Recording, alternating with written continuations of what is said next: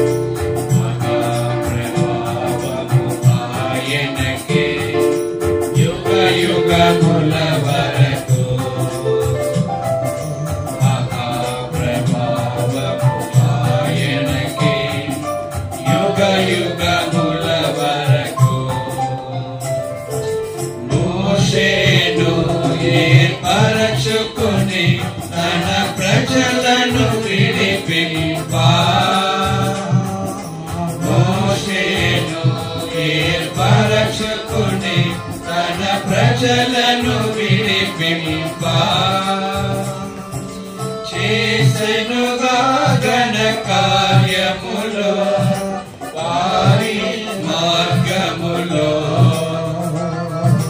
చేసెనుగా ఘన కార్యములో వారి మార్గములో త్రోసినను నడిపించిన వారిని విసుగక తన త్రోవా త్రోసినను నడిపించెను వారిని విసుగక తన త్రోవా యేసు ప్రభుని సంకల్పములో మారవు ఎన్నటికీ మహాప్రభావము ఆయనకే యుగ యుగముల వరకు మహాప్రభావము ఆయనకే యుగ యుగముల వరకు కొండపై చూపిన విధముననే మందిరమును నిలిపే కొండపై చూపిన విధముననే మందిరమును నిలిపే ఆవరణమునే పరచెను నిండుగా తెరవేసే ఆవరణము నెరవేర్చెను నిండుగా తెరవేసే దేవుని కార్యములను మోసే సంపూర్ణము చేసే దేవుని కార్యములను మోసే సంపూర్ణము చేసే యేసు ప్రభుని సంకల్పములో మారవు ఎన్నటికీ మహాప్రభావము ఆయనకి యుగ యుగముల వరకు మహాప్రభావము ఆయనకి యుగ యుగముల మందిర పని అంతయును సంపూర్ణము చేయగనే మందిర పని అంతయును సంపూర్ణము చేయగనే సుందరముగనొక మేఘము గుడారమును కమ్మే సుందరముగనొక మేఘము గుడారమును కమ్మే మందిరమంతయు యెహోవా తేజస్సుతో నిండే మందిరమంతయు యెహోవా తేజస్సుతో నిండే యేసు ప్రభుని సంకల్పములు మారవు ఎన్నటికీ మహాప్రభావము ఆయనకే యుగ యుగముల వరకు మహాప్రభావము ఆయనకే యుగ యుగముల వరకు నా వండియును నీవే గదా అమరుడవగు పరదేవా నా వండియును నీవే గదా అమరుడవగు దేవా నీ వండియు నాకేషితివి నీ కృపను బట్టి నీ వండియు నాకేషితివి నీ కృపను బట్టి మహిమ పరతుడు ఎల్లప్పుడు ఇహ పరములయందు మహిమ పరతుడు ఎల్లప్పుడు ఇహ పరములయందు యేసు ప్రభుని సంకల్పములో మారగు ఎన్నటికీ మహాప్రభావము ఆయనకే యుగ యుగముల వరకు మహాప్రభావము ఆయనకే యుగ యుగముల వరకు పరిశుద్ధ జనమా పాడెదము క్రీస్తు ప్రభుని బట్టి పరిశుద్ధ జనమా పాడెదము క్రీస్తు ప్రభుని బట్టి పరిశుద్ధ దేవుని చింతమును నెరవేర్చుచు ఇలలో పరిశుద్ధ దేవుని చింతమును నెరవేర్చుచు ఇలలో నిరతము మహిమా స్తుతి ఘనత చెల్లించెదమెప్పుడు నిరతము మహిమా స్తుతి ఘనత చెల్లించెదమెప్పుడు యేసు ప్రభుని సంకల్పములో మారవు ఎన్నటికీ మహాప్రభావము ఆయనకే యుగ యుగముల వరకు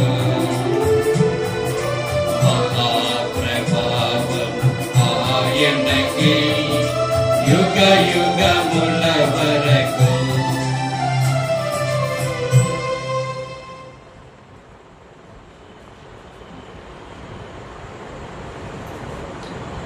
పాట సంఖ్య 647 పాత పాటల పుస్తకం 634.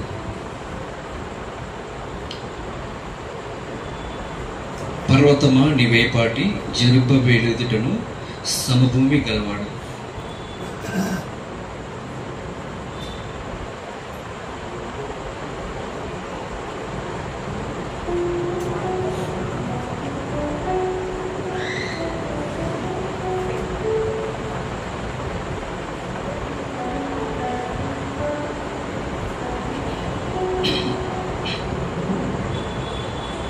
పాతపాడు పుస్తకం 634.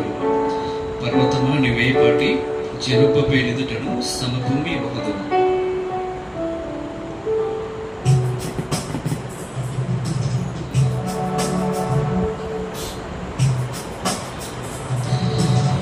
పర్వతమా నీవేపాటి చెరుపబేలు ఎదుటను సమభూమి వగుదువు. చెరుపబేలు ఎదుటను సమభూమి వగుదువు.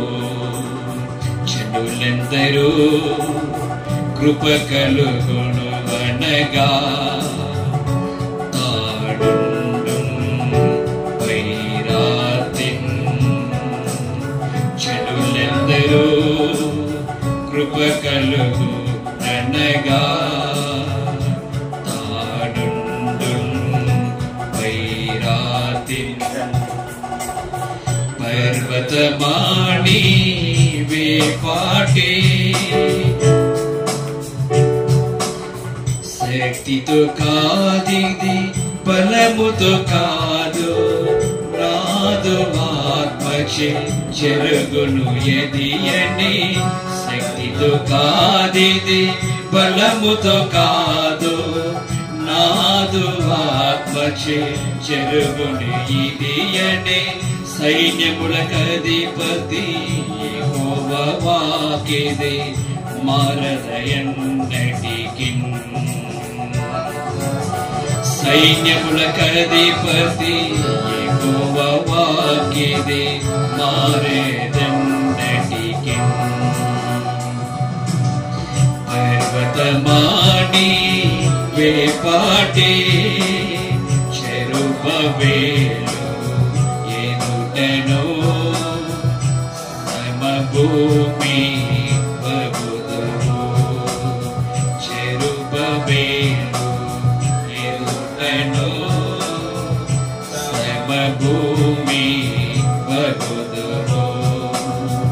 కానాలయమును నిర్మింపమును పూను పొందము రమ్మని పలుక. కానాలయమును నిర్మింపను పూను పొందము రమ్మని పలుక. మేలైన ఈ కార్యమును చేయను బలమును పొందితిమి. మేలైన ఈ కార్యమును చేయను బలమును పొందితిమి. పర్వతమా నీవేపాటి చెరుపబేలు ఎదుటను సమభూమి వగుదువు. చెరుపబేలు ఎదుటను సమభూమి వగుదువు.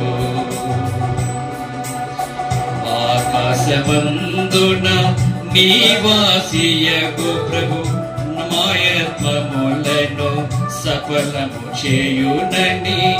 ఆకాశమందున నివాసియగు ప్రభు మాయత్వములను సఫలము చేయునని. ఆయన దాసులకు మేమెల్లరము మొరలని ముగించితిమి. ఆయన దాసులకు మేమెల్లరము మొదలిడి ముగించితిమి.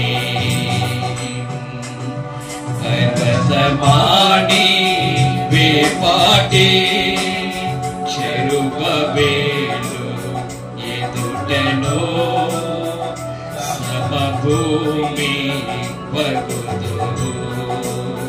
చెరుపబేలు ఎదుటను సమభూమి వగుదువు. మందిరమును నాదు మహిమను మించుచు అది ఎందో మునుపటి దా మందిరమును నాదు మహిమతో నింపుదు మించును అది ఎంతో మునుపటి దాని మెండుగా నాదు నిండు నెమ్మది నుండనను గ్రహితు మెండుగా నాదు నిండు నెమ్మది నుండనను గ్రహితు పర్వతమాని వేపాటి చెరుబేలు ఎదుటను భూమి చెరుబేలు ఎదుటను భూమి సచివరాలగా ఆత్మ మందిరమున నిపుణత్వమో నిర్మించుటకు సచివరాలగా ఆత్మ మందిరమున నిపుణత్వమో నిర్మించుటకు విలక్షితివి నీదు యాచకులకను హల్లెలూయా పాడేదము విలిచితివి నీదు యాచకులకను హల్లెలూయా పాడేదము పర్వతమాని వేపాటి చెరుబేలు ఎదుటను సమభూమి వగుదువు చెరుబేలు ఎదుటను సమభూమి వగుదువు జనులందరూ కృప కలుగు అనగా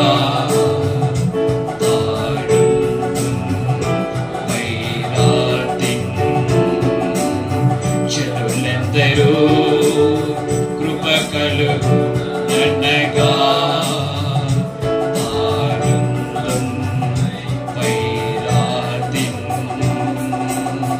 పర్వతమాని వేపాటి చెరుబేలు ఎదుటను సమభూమి వగుదువు చెరుబేలు ఎదుటను సమభూమి వగుదువు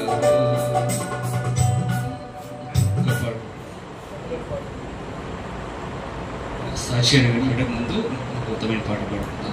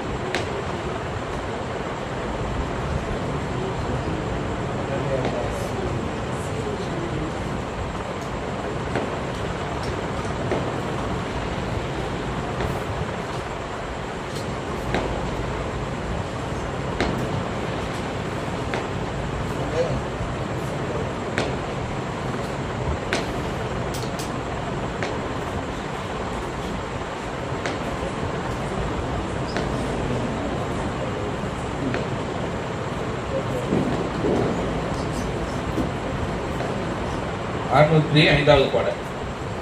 நிலை மாற மாட்டேன், மருளவே மாட்டேன், வலை போட்டாலும் இவ்வேலையை விடேன், விருட்சம் போல கனி கொடுத்திருக்க கண்டிப்பாக இருப்பேன் என்ற பாடலை பாடலாம்.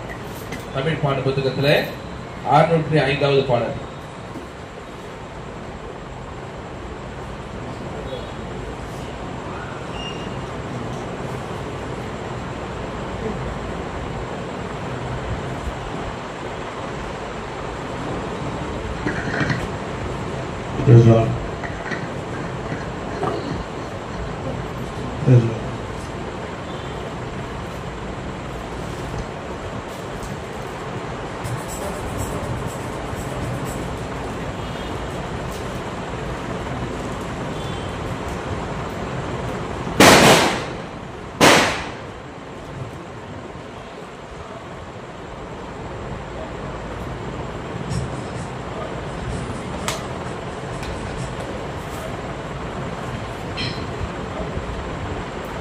நிலை மாற மாட்டேன் மருளவே மாட்டேன் வலை போட்டாலும் வேலையை வீரன் விருச்சம் போல கனி கொடுத்தீர் கண்டிப்பாய் நீர்மே பயங்கர காலம் பாய்ந்து வந்தாலும் பலமாய் நிற்பேன் பயமும் அடையேன் பாவிகளை என் பச்சமை கொண்டு பலமாய் நிற்பேன் நிலை மாற மாட்டேன் மறவே மாட்டேன் வலை போட்டாலும் வேலையை விடன் விருச்சம் போல கனி கொடுத்திருக்க கண்டிப்பாய் நிற்பேன் எந்த துன்பம் வந்தாலும் வேங்கவே மாட்டேன் சொந்தக்காரன் நொந்தாலும் சோர்வடைய மாட்டேன் சோரை திந்தவும் சொன்னபடி செய்யவும் தோணிந்து நிற்பேன் நிலை மாற மாட்டேன் மருளவே மாட்டேன்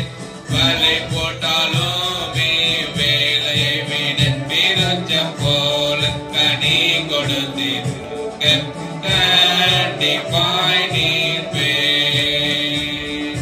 இயேசுவுடனே எங்குமே செல்வேன் காசு பணமின்றி வேலை செய்வேன் காணானாலும் கஷ்டம் துன்பம் சகித்து இஷ்டமாய் நிற்பேன் நிலை மாற மாட்டேன் மருளவே மாட்டேன் வலை போட்டாலும் வேலையை விடன் விருச்சம் போல கனி கொடுத்து கண்டிப்பாய் நிற்பேன் தந்தை தாய் விட்டாலும் தயங்கவே மாட்டேன் தந்தை அணிந்தாலும் கலங்கவே மாட்டேன் கடைசி மட்டும் நிந்தைகளை சகித்து வேந்தையாய் நிற்பேன் நிலை மாற மாட்டேன் மருளவே மாட்டேன் வலை போட்டாலும் வேலையை விடன் விருச்சம் போல கனி கொடுத்திருக்க கண்டிப்பாய் நிற்பேன் அல்லேலூயா பாடி ஆடிடுவேனே நல்ல நாதரை நாடி நன்றாய் ஓடுவேனே இலக்கு மட்டும் தொல்லைகளையே வீட்டு வல்லமையாய் நிற்பேன் நிலை மாற மாட்டேன் மருளவே மாட்டேன் வலை போட்டாலும் வேலையை விடன் விருச்சம் போல கனி கொடுத்திருக்க கண்டிப்பாய் நிற்பேன்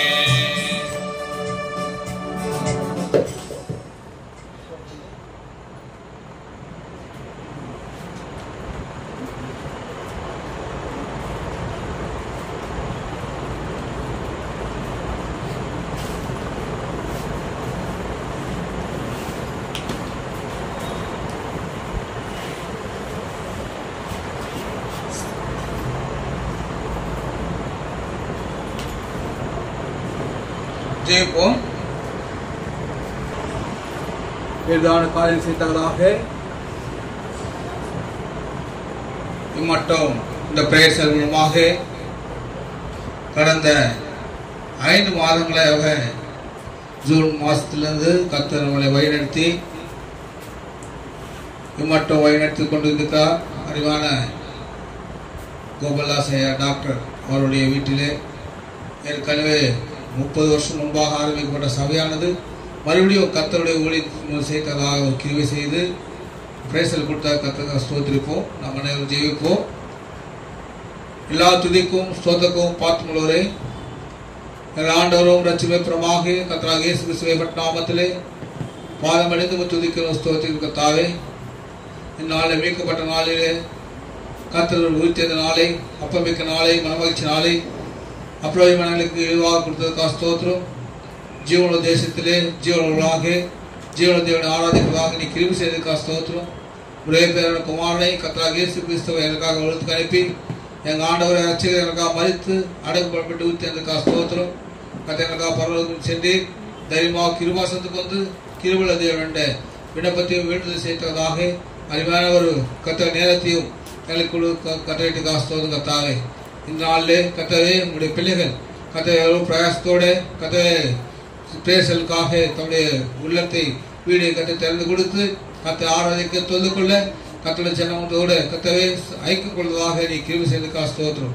அருமையான குடும்பத்தை ஆசீர்வதித்தலும் பாதுகாத்துகளும் கத்தை மட்டும் நீ கிருபை செய்ததுக்காக ஸ்தோத்திரம். அவரோட குடும்பத்தையும் சந்தை ஆசீர்வதித்தலும் இந்த பிரேசல் மூலமாக இந்த பகுதியில் கட்டுண்டவர்கள் யாரும் விடுதலாக்கப்படுவதாக பாவத்திலிருந்து கட்டப்பட்டவர்கள் விடுதலாக்கப்பட்டு பாவத்தினால் அக்குத்தாலை மத்திய ஜனங்கள் விடுதலாக்கப்பட்டு கர்த்தராகிய இயேசு கிறிஸ்துவை சந்தோஷத்தை ஏற்றுக்கொண்டவர்களாக கத்த ஒரு ராஜ்யத்துக்கு அந்த ஒரு கையெழும் வேகமாக இந்த பகுதியிலிருந்து ஒரு ராஜ்யத்தில் ஏற்கப்பட நாங்கள் அனைவரும் கூட ஒரு ராஜ்யத்தில் காணப்படுவதாக கிருபித்தார்கள்.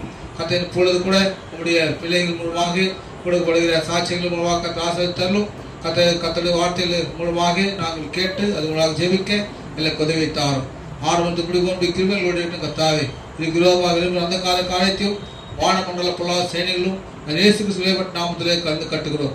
திறந்த வானத்தை மத்தியில் கற்ற வர வேண்டிய சகோதர சகோதரி நேரத்தில் கொண்டு வரும் அனைவரும் கூட வந்து பங்குகளை தெரிவித்தாரும். அநேகர் கத்தவை இந்த பகுதியில் இருக்கிறார்கள். 10 வருஷம் ஃபேமிலி இருக்கிறது. கத்தாவே அருமையான சந்தோஷ ஃபேமிலி இருக்குது. கத்தாவை அருமையான கத்தாவை சின்ன ஃபேமிலியும் அருமையான கத்தாவை மேத்யூ ஃபேமிலியும் கத்தாவே இருக்கிற குடும்பக்காக போஸ் குடும்பக்காக ஜெபிக்கிறோம். ஜோபு குடும்பக்காக ஜெபிக்கிறோம். எல்லாரும் சிதறப்பட்ட ஆடுகள் ஒன்று கூட கிருபித்தாரும் கத்தவங்க சந்திக்க கிருபித்தாரும். சிஸ்டர் கூட இங்க வந்து பங்குபெற்றதாக கிருபித்தாரும் சகாயம் செய்யும். இந்த பகுதி முழுவதும் கத்த குடும்பங்களையும் ஆசிரியத்தரலாம். கத்த பகுதியில் சகோதரர் நாகேஷ் சகோதரன் கத்த ஃபேமிலிகள் கேட்கப்பட்டோம். அவருடைய மனைவி சமைக்கிற சகோதரி கத்த எங்க இருக்க தெரியவில்லை. அந்த குடும்பத்துக்காக ஜெபிக்கிறோம். இந்திய தெருவில் இருக்கிற கூட ஜெபிக்கிறோம். எல்லோரும் கூட கத்தராக இயேசு கிறிஸ்துவை சொல்லாக ஏற்றுக்கொள்வதாக அவள் கத்தருடைய வார்த்தையை சொன்னதாக நீ கிருபித்தாரும் உதவித்தாரும். எல்லோரும் கத்தராக இயேசு கிறிஸ்துவை சொல்லாக ஏற்றுக்கொண்டு ஒரே கண்டு ஆயத்தப்படி கிருபித்தாரும். இப்பொழுது கூட எங்களை கொண்டதுக்காக ஸ்தோத்திரம். இந்த பகுதியை ஆஸ்வதித்தரலும். கத்தரை இந்த வீட்டை சுற்றிலும் வெளியிலிருந்து பாதுகாத்துக்கொள்ளும். கத்தரை துஷ்டு காயிலிருந்து வெளியே காத்துக்கொள்ளும். கத்தருடைய வார்த்தைகளை எங்களை தந்து நாத்து மயப்பது உதவித்தார் வந்து நச்சுமாக இயேசு கிறிஸ்துவைப்பட்ட நாமத்திலே ஜெபத்தை தவடுகிறோம் பரம்பதாகவே ஆமென்.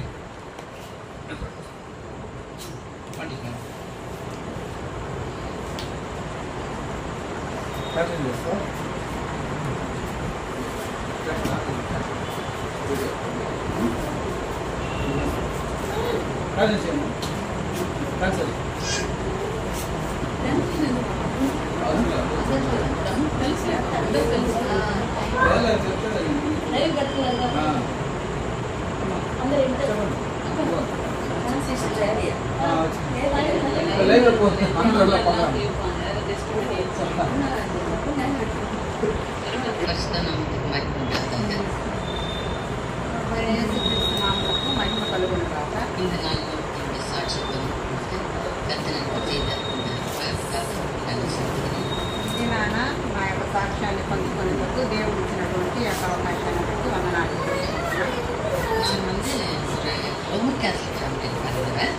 నేను ఒక రోమన్ క్యాథలిక్ ఫ్యామిలీలో జన్మించిందాన్ని.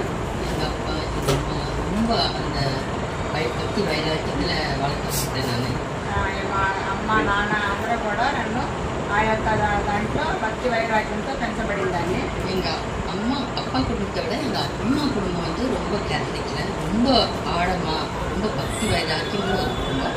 మా నాన్న కుటుంబం కంటే మా అమ్మ కుటుంబము ఈ క్యాథలిక్ సంబంధమైన సంఘంలో ఎక్కువ భక్తి వైరాగ్యం కలిగినటువంటి వారిగా ఉన్నారు.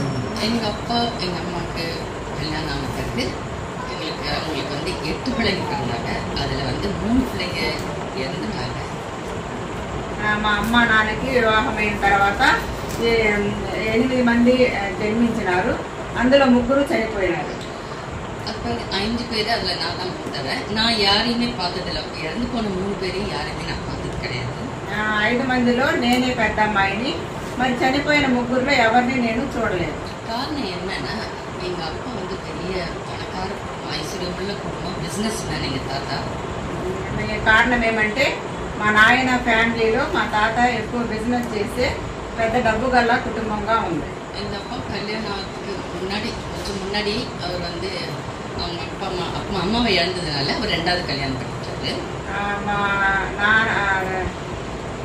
వాళ్ళ నాన్నకి వివాహం అవ్వకముందు చనిపోయినాడు కనుక ఆయన రెండో వివాహం చేసుకున్నాడు. సో எங்க அப்பாவுக்கு வந்து ஸ்டெப் மதர் தான் இருந்தாங்க. మా నాన్నగారికి అక్కడ రెండో అమ్మగా ఉన్నారు. அந்த நேரத்துல தான் எங்க அப்பா எங்க அம்மாவுக்கு கல்யாணம் ஆச்சு. ఆ సమయంలోనే మా అమ్మకి నాయనకి అక్కడ పెళ్ళయింది.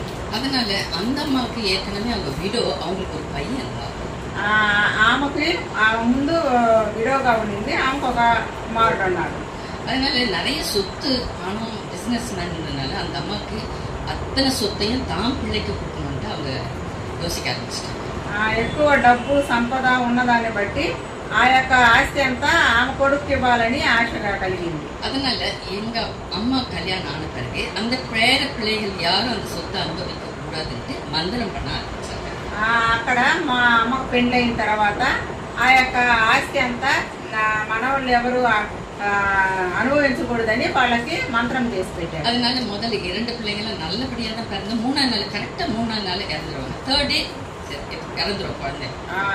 బిడ్డలు బాగానే పుడతారు, 3వ రోజున చనిపోతారు. ஆனா 3வது குழந்தை பிறந்தபோது எங்க அப்பா ஒரு பொருத்தனை பண்ணிட்டாரு. 3వ బిడ్డ పుట్టినప్పుడు మా డాడీ గారు ఒక తీర్మానం చేసుకున్నారు. அது என்னன்னா அந்த குழந்தைய உயிரோட வச்சுக்கிட்டேன் கொடுத்தீங்களா மாதாவுக்கு கொடுத்தீங்கன்னா நான் வந்து அந்த பிள்ளை 3 வயசு வரைக்கும் அந்த மாதாவுடைய ட்ரெஸ் ஒரு ஒயிட் ரோபு பேஸ்ல ஒரு ரிப்பன் ப்ளூ ரிப்பன் அதுதான் ஒரு கோடு அந்த ட்ரெஸ் கோட் அது 3 வருஷம் அந்த பையன் முட்டிக்கிட்டு சர்ச்சுக்கு வருவான். அதான் ఈ బిడ్డనికైనా బ్రతికించితే ఈ బిడ్డ 3 సంవత్సరాల వరకు ఆ యొక్క డ్రెస్ని వేసుకొని మీ యొక్క మందిరానికి నడిపిస్తానని తీర్మానం చేసుకున్నాడు. సో అదేంబడి 2.5 వయసు వరకు వచ్చి అదే విధంగా 2.5 సంవత్సరం వరకు పోయింది. திடீர்னு ஒரு நாள் ஒரே நாள் ஃபீவர் தான். అకస్మాత్తుగా ఒకే రోజు జ్వరం వచ్చింది. குழந்தை போச்சு. ఆ అబ్బాయి చనిపోయాడు. இப்போ எங்க அப்பா ரொம்ப உடச்சு போயிட்டாரு. నాన్నగారు ఎక్కువ கலந்து செஞ்சாரு. ஏன்னா பொருத்தனை பண்ணி இந்த குழந்தை கண்டிப்பா எனக்கு வேணும்னு மாதா கிட்ட வேண்டுதல் செய்து அது பிறகு இறந்து போனதுனால அவரால் அதை தாங்கிக்க முடியல. ఎందుకంటే తీర్మానం చేసుకుని ఈ బిడ్డని ఆ యొక్క మరియమ్మకి అప్పగిస్తానని పొద్దున చేసుకున్న తర్వాత కూడా ఆ బిడ్డ బతకపోయేసరికి అక్కడ చాలా కృంగిపోయాడు.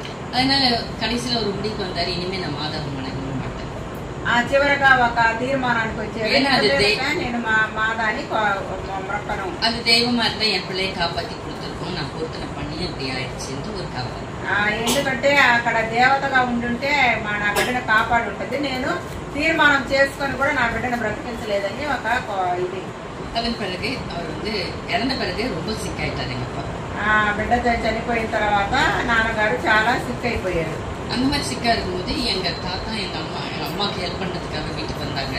ఆ విధంగా అయినప్పుడు మా అమ్మ నాన్న ఇక్కడ హెల్ప్ సహాయం చేసేదానికి ఇంటికి వచ్చారు. ஒரு நைட் அவர் சிக்கா இருக்கும்போது படுத்திருக்கும் போது ఒక రాత్రి అక్కడ అనారోగ్య పరిస్థితుల్లో పండుకొని ఉన్నప్పుడు அவர் படுத்திருந்த ரூம்ல யாரோ ஒருத்தர் என்டர் ஆன மாதிரி அவர் ஃபீல் பண்ணாரு, யாரோ வராங்க மாதிரி பார்த்து. అక్కడ పండుకొని ఉన్న రూమ్ లోనికి ఎవరో అక్కడ లోపలికి వచ్చినట్లుగా అక్కడ తలంచుకున్నారు. நல்லா சுத்தி முத்தி பார்த்தாரு, அவரால் யாருன்னு ஐடென்டிஃபை பண்ண முடியல. చుట్టూ చూసినప్పటికి కూడా ఎవరు వచ్చారని తెలుసుకోలేకపోయారు. அப்போ ஒரு சத்தம் கேட்டுச்சு. అప్పుడు ఒక శబ్దం వినపడింది. அது என்னன்னா, அதாவது நான் குழந்தை இறந்து போன பிறகு நீ எப்படி மாதாவை வணங்கக்கூடாது என்ற முடிவுக்கு நீ வரலாம்.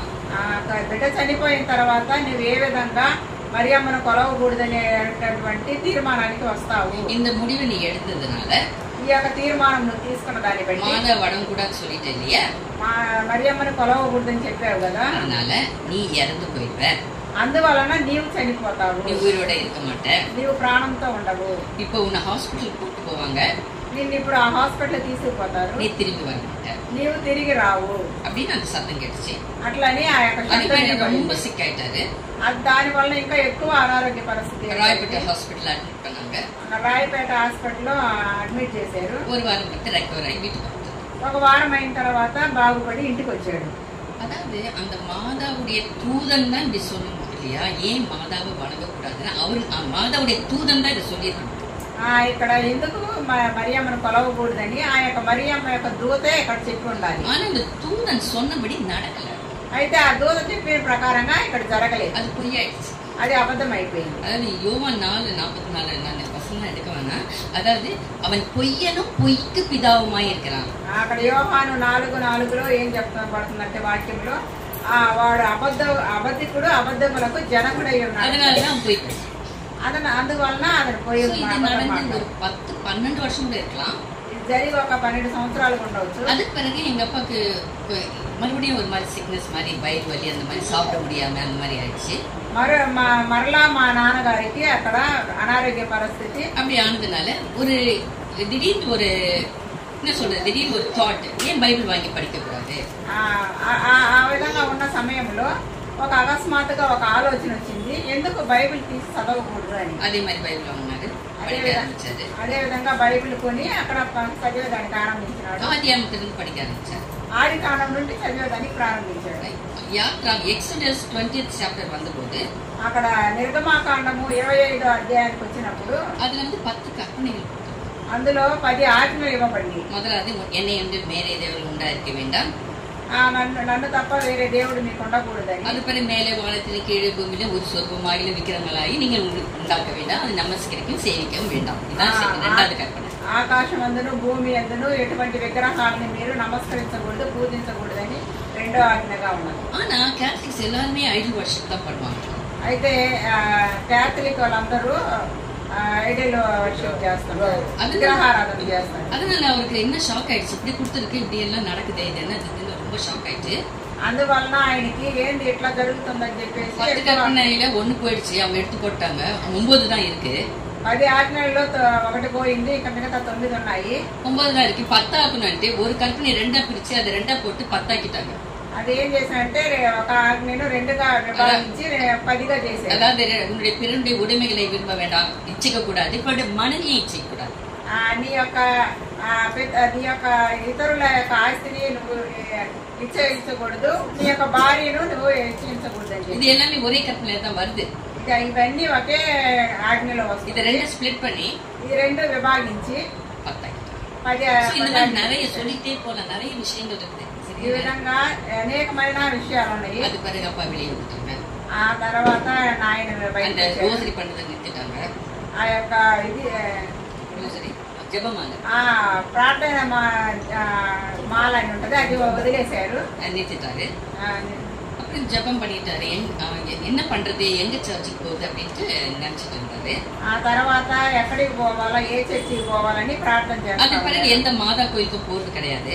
ఆ తర్వాత ఎక్కడ ఏ మరియమ్మ గుడికి వెళ్ళేది లేదు. ஏசுநாதர் கோயிலுக்கு மாத்திரம் தான் போவாரு, அது கேథలిక్ சர்ச் தான். యేసుక్రీస్తు సంఘానికి మాత్రం పోతున్నాడు, అది కూడా క్యాథలిక్ సంఘమే. ஆனா சிலை எதுவும் பார்க்க மாட்டாரு. అయితే విగ్రహాలు ఏది చూడదు. கடைசியில் நின்று கண்ணு மூடி அந்த மாசம் முடிகிற வரைக்கும் கண்ணு மூடிட்டு வந்துட்டாரு. చివరి వరకు ఆ యొక్క మాస్ అయిపోయేదాకా அப்படி ప్రార్థన చేసుకొని వస్తారు. அப்படி போனபோது ஒரு நாள் அப்படி இருக்கும்போது ఒక రోజు ఆ విధంగా ఉన్నప్పుడు திடீர்னு அவருக்கு ஒரு சத்தம் கேட்டுச்சு. అకస్మాత్తుగా ఒక శబ్దం వినపడింది. அதாவது ரெவலேஷன் 18:4 అక్కడ ప్రకటన 18:4. பின்பு வேறொரு சத்தம் வானத்திலிருந்து உண்டாக கேட்டேன், அது என் ஜனங்களே, நீங்கள் அவளுடைய பாவங்களுக்கு உட்படாமலும் அவளுக்கு நேரிடும் வாதைகளில் அகப்படாமல் இருக்கும்படிக்கு அவளை விட்டு வெளியே வாருங்கள்.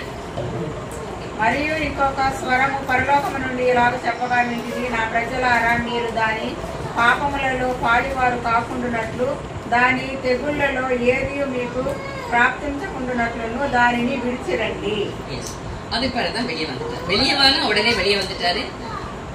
బయటికి రమ్మని చెప్పిన వెంటనే బయటకు వచ్చారు. அது பிறகு ஜெபம் பண்ணாரு எந்த சர்ச்சுக்கு போகணும்னு. ఆ తర్వాత ఏ చర్చికి వెళ్ళాలని ప్రార్థన చేశారు. அப்போ சத்தியம் இது நம்ம சத்தியம் புக்ல இருந்து அந்த அட்ரஸை கண்டுபிடிச்சு ஜோஷமாக்கு.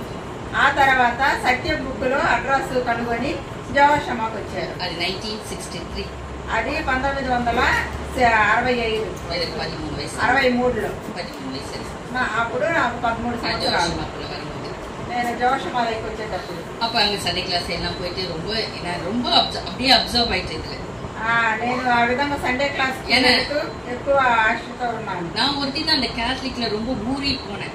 నేను ఒక్కదాన్నే ఆ యొక్క కేథలిక్ సంఘంలో అక్కడ ఇమిడిపోయి ఉన్నాను. காலையில 5:30 மணி பூசை மாசு, ఉదయాన్నే 5 గంటలకి మాస్కు. 4 மணிக்கு நான் அந்த 10 வயசுல 4 மணிக்கு எழுந்து ఆ 10 వయసులో నేను 4 గంటలకే లేచి அங்க நடந்து போய் ஜெமினி எனக்கு நடந்து போய் అక్కడ నేను నడుచుకుంటూ వెళ్ళి 5:30 மணி மாசம் முடிச்சுட்டு வரணும். 5:30 అక్కడ మాసం ముగించుకొని நம்மள వస్తాను. மாதிரி யாரும் முட்டி போடாம இருக்க மாட்டாங்க. எல்லாரும் முழு முட்டிட்டு இருப்பாங்க. అక్కడ వచ్చి మనలాగా మోకాళ్ళు వేసేవాళ్ళు కాదు, వేరు ముట్టిగా. వైరాగ్యముள்ள జనంగా அந்த கேத்தலிக். ఎక్కువ భక్తి వైరాగ్యంతో ఉండేటటువంటి அது జనాలు. பிறகு நாங்க ஜோஷமா வந்துட்டோம். நானும் வளர்ந்தேன். ఆ తర్వాత మేము జోషమాకు వచ్చాను, నేను కూడా పెరిగాను. படிச்சு எல்லாம் முடிச்சு யங் மீட்டிங் எங்கல்ஸ் மீட்டிங் எல்லாம் முடிச்சு எனக்கு கல்யாணம் வர நேரம் ஆச்சு. ఆ యవనస్తుల కూటాన్ని అన్ని కలుసుకొని తర్వాత నా వివాహ సమయం వచ్చింది. இப்போ அங்கிளுடைய நம்ம பிரதர் கோபால்தாஸுடைய கோபால்தாஸுடைய ஜீவிய சரித்தினா அவர் வந்து ஒரு இந்து குடும்பத்தில் பிறந்தவர். అక్కడ గోపాల్ దాస్ అంకుల్ గారి యొక్క జీవిత చరిత్రలో ఆయన హిందూ కుటుంబంలో జన్మించారు. ஆனா சிறு வயதிலிருந்தே அவருக்கு இயேசுனா ரொம்ப இஷ்டம். అయితే చిన్న వయసు నుండి యేసు ప్రభు అంటే ఎక్కువ ఇష్టం. எந்த சர்ச்சை பார்த்தாலும் உடனே அங்கே போய் முட்டி போட்டு ஜெபம் பண்ணுவாங்க. ఎక్కడ చర్చి చూసినా కూడా అక్కడ మోకాళ్ళు వేసి ప్రార్థన அது చేస్తారు. கேத்தலிக்னு தெரியாது, ப்ராட்டஸ்டன்ட்னு தெரியாது. క్యాథలిక్ అని కాదు, ప్రొటెస్టెంట్ అని కాదు. இன்னும் ஜெபம் பண்ணுவாரு. ఏం ప్రార్థన చేస్తారంటే நான் டாக்டர் ஆகணும். నేను డాక్టర్ కావాలి. அதுதான் அவருடைய ஒன்லி பிரேயர், டாக்டர் ஆகணும். ఆయన యొక్క మొదటి ఒకే ఒక ప్రార్థన, నేను డాక్టర్ అవ్వాలి. அவங்க வந்து அவ்வளோ வெல் ஆஃப் ஃபேமிலி கிடையாது. అండ్ ரொம்ப రిచ్ పీపుల్ వాళ్ళు వచ్చి ఎక్కువ ఆస్తిపరులు ఏం కాదు, நடுத்தர குடும்பம். మధ్య రకం వారు. ஆனா ரொம்ப நல்லா అయితే మంచివారు, சூப்பர் குடியாது. మంచి విశ్వాసులు. அது பிறகு அதே மாதிரி முடிச்சாரு. అదే విధంగా ஸ்கூல் படிக்க முடிச்ச பிறகு பியூசி முடிச்ச பிறகு పియూసీ అయిపోయిన తర్వాత அப்ளை பண்ணாரு. అప్లై చేశారు. Medicine Madras medical college Madras medical కాలేజీలో చేరారు. ரொம்ப சந்தோஷமா போனாரு. చాలా సంతోషంగా వెళ్ళారు. அந்த நேரத்துல ఆ సమయంలో ஆம்பூர்ல ஸ்டீஃபன் ஒரு ஊழியக்காரர் இருந்தாரு. ఆంబూర్లో స్టీఫన్ బ్రదర్ అని ఒక సేవకుడు ఉన్నారు. நாங்க ஆம்பூர் ஸ்டீஃபன் தான் கூப்பிடுவோம் அவரை அந்த காலத்துல. ఆంబూర్ స్టీఫన్ అని పిలుస్తాము. அவருடைய சிஸ்டர் லா சன் டேவ் சோலமன் அவர் பேரு. వాళ్ళ యొక్క మర్దల యొక్క తమ్ముడు డేవిడ్. அவங்க அப்பா பேரு டேவிட். వాళ్ళ నాన్న పేరు డేవిడ్. அவங்க ரெண்டு பேருமே அப்பா அம்மா ரெண்டு பேரும் நர்ஸ் டோக்கால ஒர்க் பண்ணிட்டு இருந்தாங்க. అమ్మ నాయన ఇద్దరు కలిసి డోకాలో హాస్పిటల్ పనిచేస్తాం. அதனால ஆம்பூர் ஸ்டீஃபன் வீட்டுல அவங்க சித்தி வீட்டுல அவர் இருந்தாரு. అక్కడ ఆంబూర్ స్టీఫన్ బ్రదర్ వల్ల చిన్నమ్మ వాళ్ళ ఇంట్లో ఉన్నారు. அவர் அப்ளை பண்ணாரு, மெடிசனுக்கு அப்ளை பண்ணிட்டு అక్కడ ఆయన మెడికల్ కి అప్లై చేసి அவரை மெட்ராஸ் மெடிக்கல் காலேஜ்ல வந்து சேர்ந்தார். ఆయన కూడా మెడ్రాస్ அவர் சின்ன வயசுல இருந்தே எல்லாருக்கும் சுவிசேஷம் சொல்லணும், நிறைய பேருக்கு சொல்ல இதே ஒரு வாஞ்ச சின்ன வயசுல இருந்தே. చిన్న వయసు నుండి అందరికీ సువార్త చెప్పాలన్నటువంటి ఒక భారం, அந்த வாஞ்ச இருந்ததுனால ఆ యొక్క భారం ఉన్నదాన్ని బట్టి காலேஜ்ல போய் சேர்ந்த பிறகு ఆ కాలేజీలో చేరిన తర్వాత யார்கிட்டயும் காஸ்பிள் பேச முடியாது, ఎవరి దగ్గర ஒருத்தருக்கும் ஒண்ணுமே பண்ண முடியாது, ఎవరికి ఏం చేయనవదు. ரொம்ப சோர்ந்து போயிட்டாரு. ఆయన ఎక్కువ సమస్యలు పోయారు. ఎందుకు ఆండర్ ఇங்க வந்து நானு ఎందుకు ప్రభు இங்க ఇక్కడికి வந்து వచ్చాను? ஒண்ணுமே என்னால பண்ண முடியல. ఇక్కడికి వచ్చి నేను ఏం చేయలేకపోతున్నాను. நைட்ல ராகிங், ஹாஸ்டல் இருந்ததுனால நைட்ல ராகிங் நடக்கும். నైట్ లో ర్యాగింగ్ జరుగుతుంది. அதனால இந்த காலேஜ் எனக்கு வேணவே வேணாம், எனக்கு நான் தப்பா இதை சூஸ் பண்ணிட்டேன். కాబట్టి నాకు ఈ కాలేజ్ వద్దే వద్దు, నేను తప్పుగా అక్కడ సెలెక్ట్ நான் చేసుకున్నాను. திரும்பி என் ஆம்பூருக்கே திரும்பி போயிட்டேன். తిరిగి నేను ఆంబూర్కి వెళ్ళిపోతాను. அப்படி ஜோம் பண்ணி அப்புறம் ஒரு நாள் ஜோம் பண்றாங்க. ఆ విధంగా ప్రార్థన చేసినాడు. ஒரே ஒரு நிபந்தனை என்னன்னா, ஆண்டவரே ஒரே ஒரு ஆத்மா எனக்கு கொடுங்க. ఒకే ఒక ప్రార్థన ఏమంటే ఒకే ఒక ఆత్మను నాకు ఈ அப்படி நீங்க ஒரு ஆத்மா கொடுத்தா நான் இந்த காலேஜ்லயே கண்டினியூ பண்றேன். ఒక ఆత్మ నీకు ఇక్కడ ఇచ్చినట్లయితే నేను ఇక కాలేజీలో కంటిన్యూ చేస్తాను. அது ஒரே ஒரு நாள் தான் இவர் ஆண்டதுக்கு ஒரு நாள் தான். ఒక్క రోజే ఆయన అడిగాడు. நாளைக்கு 4 மணிக்குள்ள ஈவினிங்குள்ள எனக்கு ஒரு ஆத்மா வேணும். రేపు 4 గంటలు సాయంత్రం 4 గంటల లోపల ఒక ఆత్మ నాకు அப்படி కావాలి. நான் வீட்டுக்கு போயிட்டேன். అట్లా లేకుండా నేను వెళ్ళిపోతాను. அதே மாதிரி எனக்கு காலையில இருந்து ஜோம் பண்றாரு, ஒரு ஆத்மாவும் கிடைக்கல. ఆ విధంగా ఉదయం నుండి ప్రార్థన చేస్తున్నా కూడా ఒక ఆత్మ కూడా దొరకలేదు. அது பிறகு 4 மணி ஆகுது கிட்டத்தட்ட. సరిగా 4 గంటలు ரொம்ப అవ్వచ్చు. சோர்ந்து போயிட்டாரு. చాలా సమస్యలు పోయాడు. திடீர்னு பார்த்தா ஒரு குரூப் ஆஃப் ஸ்டூடெண்ட்ஸ் முன்னால நடந்து கொண்டு வராங்க. అక్కడ చూసినట్లయితే ఒక గ్రూపు పిల్లలందరూ ఆయన ముందు నడిచిపోతూ ఉన్నారు. ஆண்டர் சொன்னாரு, அந்த குரூப்ல ஒருத்தர் காமிச்சு நீ அவர்கிட்ட போய் பேசு. ఆ గ్రూప్ లో ఒక అబ్బాయి ఉన్నాడు, అక్కడికి వెళ్ళి నువ్వు మాట్లాడని చెప్పి ప్రభు చెప్పాడు. போயிட்டு அவர்கிட்ட போயிட்டு சார் உங்கள்கிட்ட பேசணும். ఆయన దగ్గరికి వెళ్ళి సార్ మీ దగ్గర నేను మాట్లాడాలని చెప్పాడు. அந்த ஸ்டூடெண்ட் சொன்னாங்க. ఆ యొక్క అబ్బాయి చెప్పాడు, என்ன சார் உங்களுக்கு ఏంటి సార్ అని நான் పిలుస్తున్నారు. ஃபர்ஸ்ட் இயர் ஸ்டூடெண்ட் இப்பதான் ஜாயின் பண்ணிருக்கேன். నేను ఫస్ట్ ఇయర్, నేను మొదటి సంవత్సరము ఇప్పుడే జాయిన్ అయ్యాను. உங்ககிட்ட கொஞ்சம் பேசணும். మీ దగ్గర కొంచెం మాట్లాడాలి. సరే 2 పేరు పోయితే కాలేజ్ కాంపౌండ్ లో ఇద్దరు వెళ్ళి కాంపౌండ్ లో కూర్చొని మాట్లాడుతూ ఉంటారు. అప్పుడు సోలమన్ అప్పుడు సాలమన్ గారు అక్కడ సువార్త ప్రకటించారు. యేసు ప్రభు నిన్ను ప్రేమిస్తున్నాడు, నీ కోసము ప్రాణం పెట్టి మరణించి ఇంకా నీ కోసం జీవిస్తున్నాడు. ఆయన జీవం కలిగిన దేవుడు. ఆయన్ని మీ యొక్క సొంత దేవుడుగా మీరు అంగీకరిస్తారా? ఆయన మిమ్మల్ని ఎక్కువగా ప్రేమిస్తున్నాడు.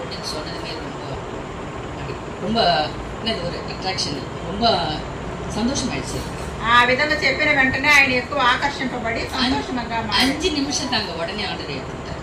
5 నిమిషాల్లోనే అక్కడ ప్రభువుని అంగీకరించాడు. అది పిறகு ఏంటంటే அந்த పర్సన్ யாருன்னா ఆ యొక్క మనిషి ఎవరంటే డాక్టర్ గోపాల్ దాస్ గారు.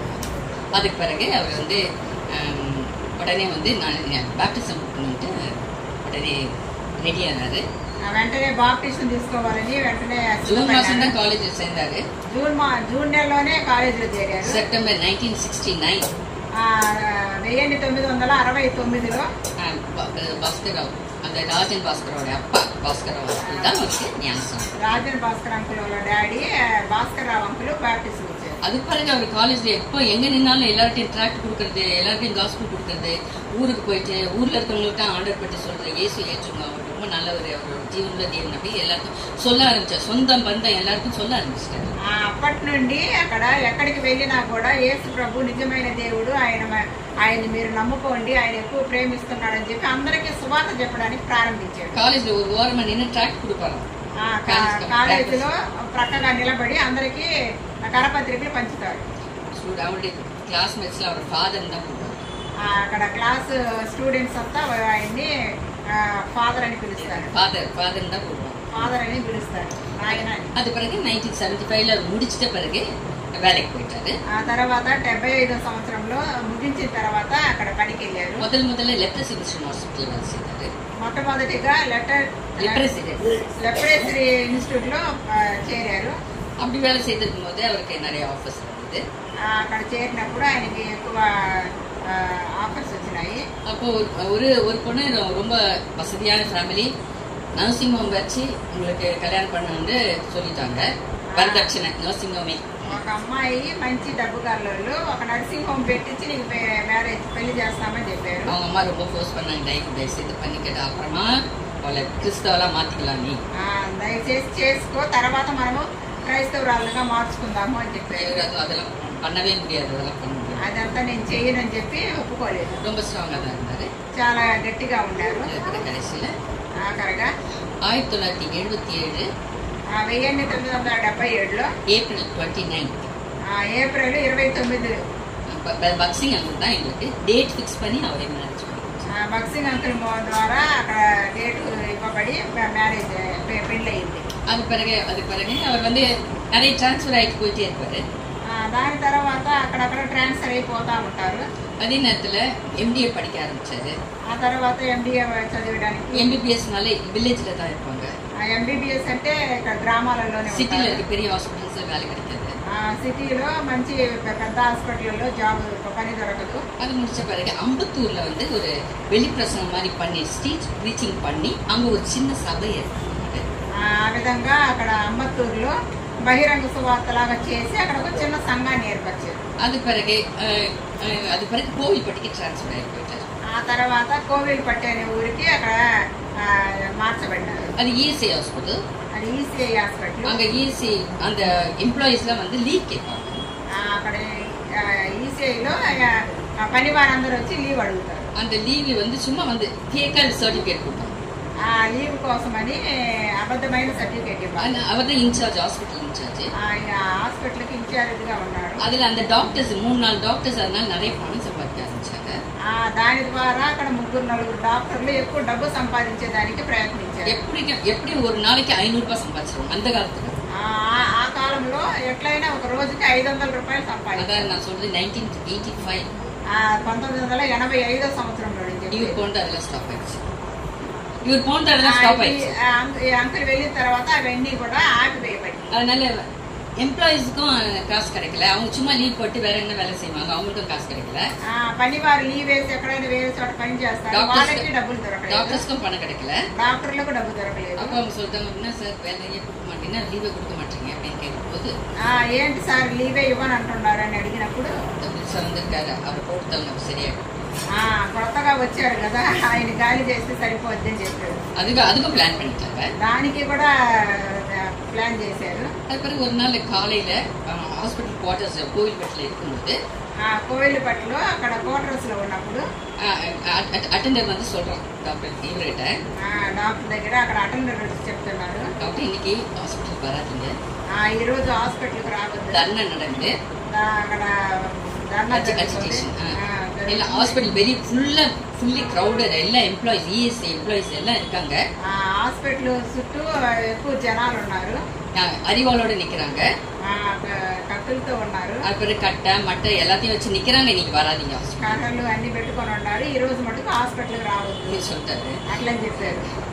அங்க இருந்து பர்மிஷன் வராம என் மேல கை పైన నుండి నాకు అక్కడ అనుమతి లేకుండా నా మీద ఎవరూ చేయబట్టలేదు. நேரா போனாரு ஹாஸ்பிட்டலுக்கு, నేరుగా హాస్పిటల్కి వెళ్ళారు. ஒன்னும் பண்ணல, கத்திக்கிட்டே இருந்தாங்க, అందరూ అరుస్తూ ఉన్నారు కానీ ఎవరేం அங்க இருந்து நேரா ஒரு போன் டிஎம்எஸ் ஆபீஸ் இங்க தென்னம்பேட்டுக்கு ஒரு போன் அடிச்சாரு.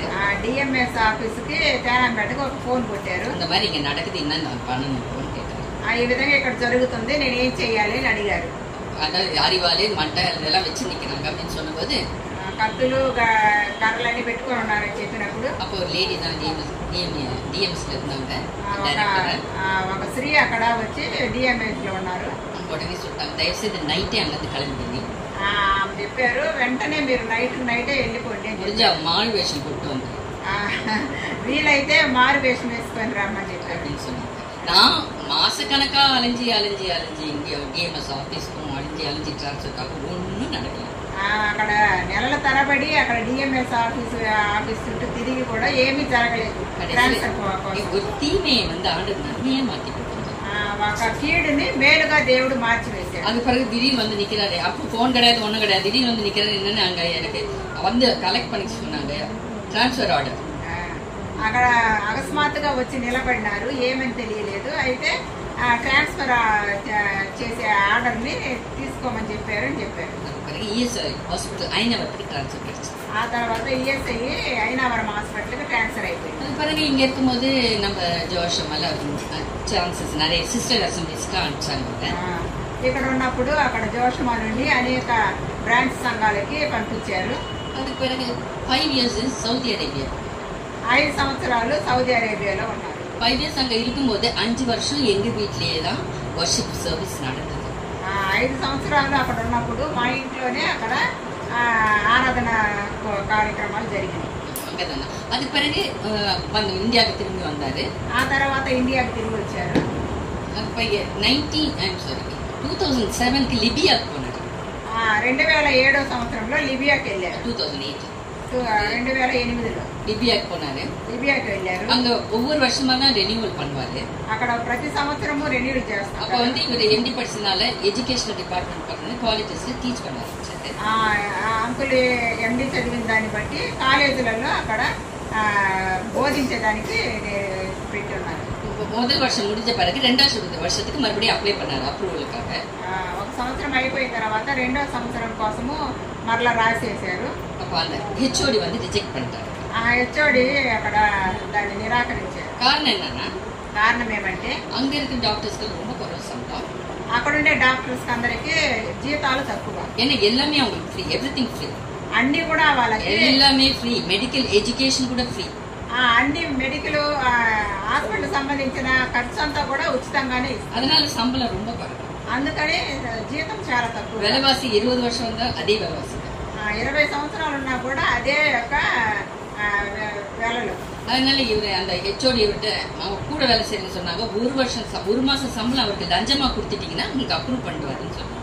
అక్కడ ఏం చెప్పారంటే ఒక నెల జీతము మీరు ఆయనకి లంచంగా ఇచ్చినట్లయితే మీకు అప్రూవల్ చేస్తారని చెప్పారు. அவர் என்னால முடியாது, ஜாம் பண்ணி போட்டேன், ஆண்டர் வானంటారు, கிடைக்கல, நான் இந்தியாவுக்கு போறேன். ఆయన చెప్పారు నేను ప్రార్థన చేసి వేసాను, అది నాకు దొరకలేదు, నేను మరలా ఇండియాకి వెళ్తాను, దేవుడు పొమ్మంటున్నాడు. இந்தியாவுக்கு வந்த பிறகு சிவில் வார் வந்து ఇండియాకి వచ్చిన తర్వాత అక్కడ యుద్ధం వచ్చింది. அந்த யுத்தத்தில் என்னாச்சுன்னா அவர் வேலை செய்திருந்தார் ஹாஸ்பிட்டல் தரை மட்டமாக போயிடுச்சு பாம்பு போட்டு. అక్కడ యుద్ధంలో అక్కడ బాంబు వేయడం ద్వారా ఆ హాస్పిటల్ అంతా నేలమట్టం అయిపోయింది. அங்கே இருக்க எல்லாருக்கும் வேலை போச்சு, అక్కడ ఉన్న వాళ్ళకందరికీ పని పోయింది, ఇల్లు పోయింది. கையில் இருந்த பணம் அங்கே இருக்கிற ஜனங்களாம் ஏழை ஜனங்க, அவங்களுக்கு ஃப்ரீயா எல்லாம் கிடைக்குதுன்னா கையில் கொஞ்சம் பணம் தான் இருக்கும் அவங்களுக்கு. అన్ని ఫ్రీగా దొరుకుతాయని బట్టి అక్కడ డబ్బు చేతిలో కొంచెంగానే ఉంటుంది. ஃபாரின் டாக்டர்ஸ் கிட்ட நிறைய பணம், అయితే ఫారిన్ డాక్టర్ల దగ్గర ఎక్కువ డబ్బు. அவங்களெல்லாம் கொள்ளடிக்க ஆரம்பிச்சாங்க. వాళ్ళని అక్కడ దోచుకోవడానికి தண்ணி கிடைக்கல, சாப்பாடு கிடைக்கல, అన్నం లేదు, నీళ్లు లేదు, ரொம்ப కష్టపడ్డాங்க எல்லாரும். చాలా కష్టపడినారు. அது பிறகு இந்தியாவிலிருந்து ஃப்ளைட் அனுப்பிச்சாங்க, வெறும் கையோட திரும்பி అక్కడ ఇండియా నుండి అక్కడికి ఏరోప్లేన్ పంపించి జనాలందరినీ తీసుకొచ్చారు. ஆண்டவர் வந்து எல்லாமே அவர் ஜெபம் பண்ணி செய்யும் போதே அவர் அழகா நடத்துறாரு. ప్రార్థన చేసి చేసిన దాన్ని బట్టి అన్ని దేవుడు క్రమంగా జరిపించారు. அவர் வேண்டான்னு சொல்லும் போது நம்ம விட்டுறணும். ప్రభు వద్దని చెప్పినప్పుడు మనం వదిలిపెట్టాలి. மறுபடியும் வேணும் வேணும் வேணும்னு கேட்டா కావాలి కావాలి అని అడిగినట్లయితే ఇస్తాడు. அது நம்ம பிளஸிங் இருக்கு, దాంట్లో ఆశీర్వాదమే. ஏதாவது ஒரு பிரச்சனை அதுல இருக்கதான் செய்யும், அதனால தான் ஆண்டு நமக்கு தடுத்து நிறுத்துறாரு. దాంట్లో ఏదో ఒక సమస్య వచ్చి నిలబడుతుంది, అందుకనే దేవుడు అడ్డగిస్తున్నాడు. அது பிறகு இங்க மறுபடியும் வந்தபோது இங்க ஜோஷமால அவருக்கு மினிஸ்டர் கொடுத்தாங்க. మరలా ఇక్కడ మెడ్రాస్కి వచ్చిన తర్వాత జోషమాలు అక్కడ సేవ ఇచ్చారు. டிசம்பர் 2020 அவர் வந்து ரிட்டையர் ஆனாரு. 2020 సంవత్సరంలో డిసెంబర్లో రిటైర్ అయినారు. அதாவது காலேஜ் எல்லாம் ஒர்க் பண்ணிட்டு இருக்காரு. కాలేజీలో అంతా పనిచేసిన తర్వాత 2021 2021 సంవత్సరము அவர் வீட்டில் இருந்தபோது ఇంట్లో ఉన్నప్పుడు எப்பவும் சொல்லுவாரு, நான் போயிடுவேன் சீக்கிரம். అప్పుడప్పుడు చెప్తుంటాడు, నేను తొందరగా వెళ్ళిపోతాను. எல்லாம் இப்படி இது நிறைய விஷயங்கள்லாம் சொன்னது, இப்படி இது அப்படி அப்படின்னு எல்லாம் சொன்னாரு. అన్ని విషయాలు చెప్తా ఉంటారు. அப்போ நான் இது ரொம்ப கேஷுவலாக எடுத்துக்கிட்டேன். నేను అది ఒక సాధారణంగా తీసుకున్నాను. ஏன்னா யூஸ்வலாக ரிட்டையர் ஆன பிறகு நிறைய விஷயங்கள் சொல்லுவாங்கல்ல, இது பண்ணணும் அதை பண்ணணும் இதை பண்ணணும் அப்படின்ட்டு. రిటైర్ అయిన తర్వాత ఇది చేయాలి అది చేయాలని అనేక సంగతులు చెప్తా ఉంటారు. அதனால இது ரொம்ப இதுவாக எடுத்துட்டு பிறகு என்ன பண்ண ஒரு நாள் வந்து உட்காந்து நீ இப்படி ஜெபம் பண்ணணும், இப்போ ஜெபம் பண்ணுறத வர்ஷிப்பு நிறைய பண்ணணும், நீ ஜெபத்தை விட ஆண்டு வர்ஷிப்பை தான் விரும்புகிறாரு அப்படின்ட்டு நிறைய விஷயங்களை எங்களுக்கு உட்காந்து பேச ஆரம்பிச்சாரு. ఈ విధంగా కూర్చొని ఉన్నప్పుడు ఈ విధంగా ఎక్కువ నువ్వు ప్రార్థన చేయాలా, ప్రార్థన కంటే ఆరాధన ఎక్కువ చేయాలని చెప్పేసి అనేక విషయాలు నాకు చెప్తూ మాట్లాడుతూ அப்போ ஜோய் மாத்திரம் தான் வீட்டில் இருந்தான். అప్పుడు பையன் மாத்திரம் தான் வீட்டில், జోయలు చిన్న కుమారుడు మాత్రం ఇంట్లో ఉన్నాడు. மற்ற 2 பிள்ளைங்களும் ஃபாரின்ல இருந்துட்டாங்க. 2 కుమారులు బయట దేశాల్లో ఉన్నారు. அது பிறகு இதெல்லாம் சொல்வாரு. அது பிறகு நிறைய வசனங்கள்லாம் கொடுத்தாரு எனக்கு, இதை எழுதிக்கோ, குறிச்சு வச்சுக்கோ அப்படின்ட்டு. అనేక వాక్యాలు ఇవి రాసి పెట్టుకో అని చెప్పి అనేక వాక్యాలు నాకు ఇస్తా ఉండేవారు. ஃபார் எக்ஸாம்பிள் இது போருக்கு என்ன பண்ணோம், அப்ப என்ன வசனம் கொடுக்கணும் போருக்கு. ఉదాహరణకి బోర్కి ఏ వాక్యం ఇవ్వాలా, அதுக்கு சம்புக்கு தண்ணி ரிப்பேர் ஆனா என்ன பண்ணணும், సంపు రిపేర్ అయితే దానికి ఏం వాక్యం చెప్పాలి. சம்பு ரிப்பேர் ஊற்று தண்ணீர் ஏதாவது பள்ளங்கள்லாம் தண்ணீரால் நிரப்பப்படும் 1 ராஜாக்கள் 3:17 அதை கொடுத்தாரு எனக்கு. 1 రాజులు 3:17లో మెట్ట స్థలాలన్నీ నీరుతో నింపబడతాయని ఆ యొక్క వాక్యం ఇచ్చారు. அது போருக்கு ஊற்று தண்ணீரே பொங்கி வா அப்படின்ட்டு என்னாகும் 21:17 கொடுத்தாரு எனக்கு. ఆ యొక్క బోరుకి జలనదులు పొంగి రమ్మని చెప్పేసి వాక్యం ఇచ్చారు. ஸோ ஒன்னொன்றுக்கு வசனம் இது, அதாவது குறிச்சுக்கோன்னு எழுதிட்டு பிள்ளைகளுக்கெல்லாம் எப்படி ஜெபம் பண்ணணும், பெரியவளுக்கு எப்படி ஜெபம் பண்ணுச்சுன்னா அவங்களுக்கெல்லாம் வசனம் கொடுத்துட்டு இதெல்லாம் எல்லாம் நோட் பண்ணி உட்காந்து எழுத சொல்லுவாரு. ప్రతి కార్యానికి కూడా వాక్యం రాసుకో అని చెప్పేసి చెప్తా ఉంటారు. அப்புறம் அது பிறகு ஏப்ரல் 24ஆம் தேதி 2021 2021 ఏప్రిల్ 24వ తేదీ 24ஆம் தேதி இந்த ஜோஷமர் பீட்டர் கோவன் அவர் இறந்து போயிட்டார் కోవిడ్ లో పీటర్ కోవన్ అని ఆ బ్రదర్ చనిపోయారు. அன்னைக்கு வந்து நான் உட்காந்து அந்த வீடியோ பார்த்துட்டு இருக்கேன். కూర్చొని నేను ఆ యొక్క వీడియో చూస్తా ఉన్నాను. இவர் உள்ள வந்து எனக்கு கேட்குறேன் என்ன பண்ணேன்னு. బ్రదర్ లోపలికి వచ్చి ఏం చేస్తున్నావు అని అడిగారు. இந்த வீடியோ பார்த்துட்டு ఈ వీడియో చూస్తున్నాను నేను అని చెప్పాను. போயிட்டாரு, లేచిపోయారు. அந்த வீடியோ பார்த்துட்டு நான் டிவி ஆஃப் பண்ணிட்டு அந்த ரூமை விட்டு ஃப்ரண்ட் ரூமை விட்டு வெளியே அப்படி வரேன். ఆ యొక్క టీవీ ఆఫ్ చేసి అక్కడ ముందుండే రూమ్ వదిలి వచ్చాను. అప్పుడు ஒரு சத்தம் கேட்டுச்சு, అక్కడ ఒక శబ్దం వినపడింది. Next you are going to worship, తర్వాత నీ వెళ్ళి ఆరాధన చెయ్యి. నెక్స్ట్ நீ தான் వర్షிப் பண்ண போற, நீ பண்ணணும் அப்படின்னு. తర్వాత నువ్వుదా ఆరాధన చెయ్యాలా, నువ్వు చెయ్యాలని చెప్పారు. ஸ்டன் ஆயிட்டேன். నాకు நான் వర్షిప్ பண்ணணுமா, నేను ఆరాధన చెయ్యాలన్నా அது ரொம்ப சீரியஸா எடுத்துட்டேன். అది ఎక్కువ సీరియస్ గా తీసుకోలేదు. యాజ్ యూజువల్ அப்படி போயிட்டு அது உடனே போயிடுச்சு மைண்ட்ல இருந்து. சாதாரணంగా అనుకొని అది వెంటనే నా మైండ్ లో నుంచి அந்த நைட் యాజ్ యూజువల్ நாங்க 8 மணிக்கு போதும் நாங்க ரெண்டு பேரும் ஜாப் பண்ணிட்டு சாப்பிட்டு போவோம். அதே மாதிரி యాజ్ యూజువల్ நடந்தது. ప్రతిదినం చేసేలాగానే మేము అన్నం తిని ప్రార్థన చేసుకొని అట్లా జరిగింది. అది அந்த நைட் நான் ரொம்ப லேட்டா தான் படுப்பேன். 2 மணி யூசுவலா 2 மணி தான் என்னோட டைம். பொண்ணு அந்த யூஎஸ்ல இருக்கால அந்த 2 மணி ஆகிடும். ఎప్పుడైనా సాధారణంగా నేను 2 గంటలకే పడుకుంటాను. ఎందుకంటే అమ్మాయి ఇవి సీకిరం పడితే 2 3కి ఏంచివారు జాబ్ பண்ண. అంకుల్ త్వరగా పడుకొని 3 గంటలకంతా మరలా లేస్తాను. நான் தூங்க போவேன் அவர் எழுந்துக்குவார். నేను నిద్రపోయేదానికి எங்க சைக்கிள் இப்படிதான் போயிடுச்சு. మా యొక్క చక్రం ఎట్లా పోతాము. అన్ని దినத்துல நான் 24ஆம் தேதி நான் படுக்கும்போது ఆ యొక్క రాత్రి 24వ తేదీ పడుకునేదానికి ముందు జస్ట్ நான் படுத்து தலையை அப்படி வச்சேன். அவ்வளவுதான் தெரியும் எனக்கு. పండుకొని తల అట్లా వాల్చాను అంతే. నాకు மறுபடியும் அதே சத்தம் என் காதுல கேட்டுச்சு. మరలా అదే యొక్క శబ్దం నాకు వినపడింది. సంగీతం 62:11 కీర్తనలు 62:11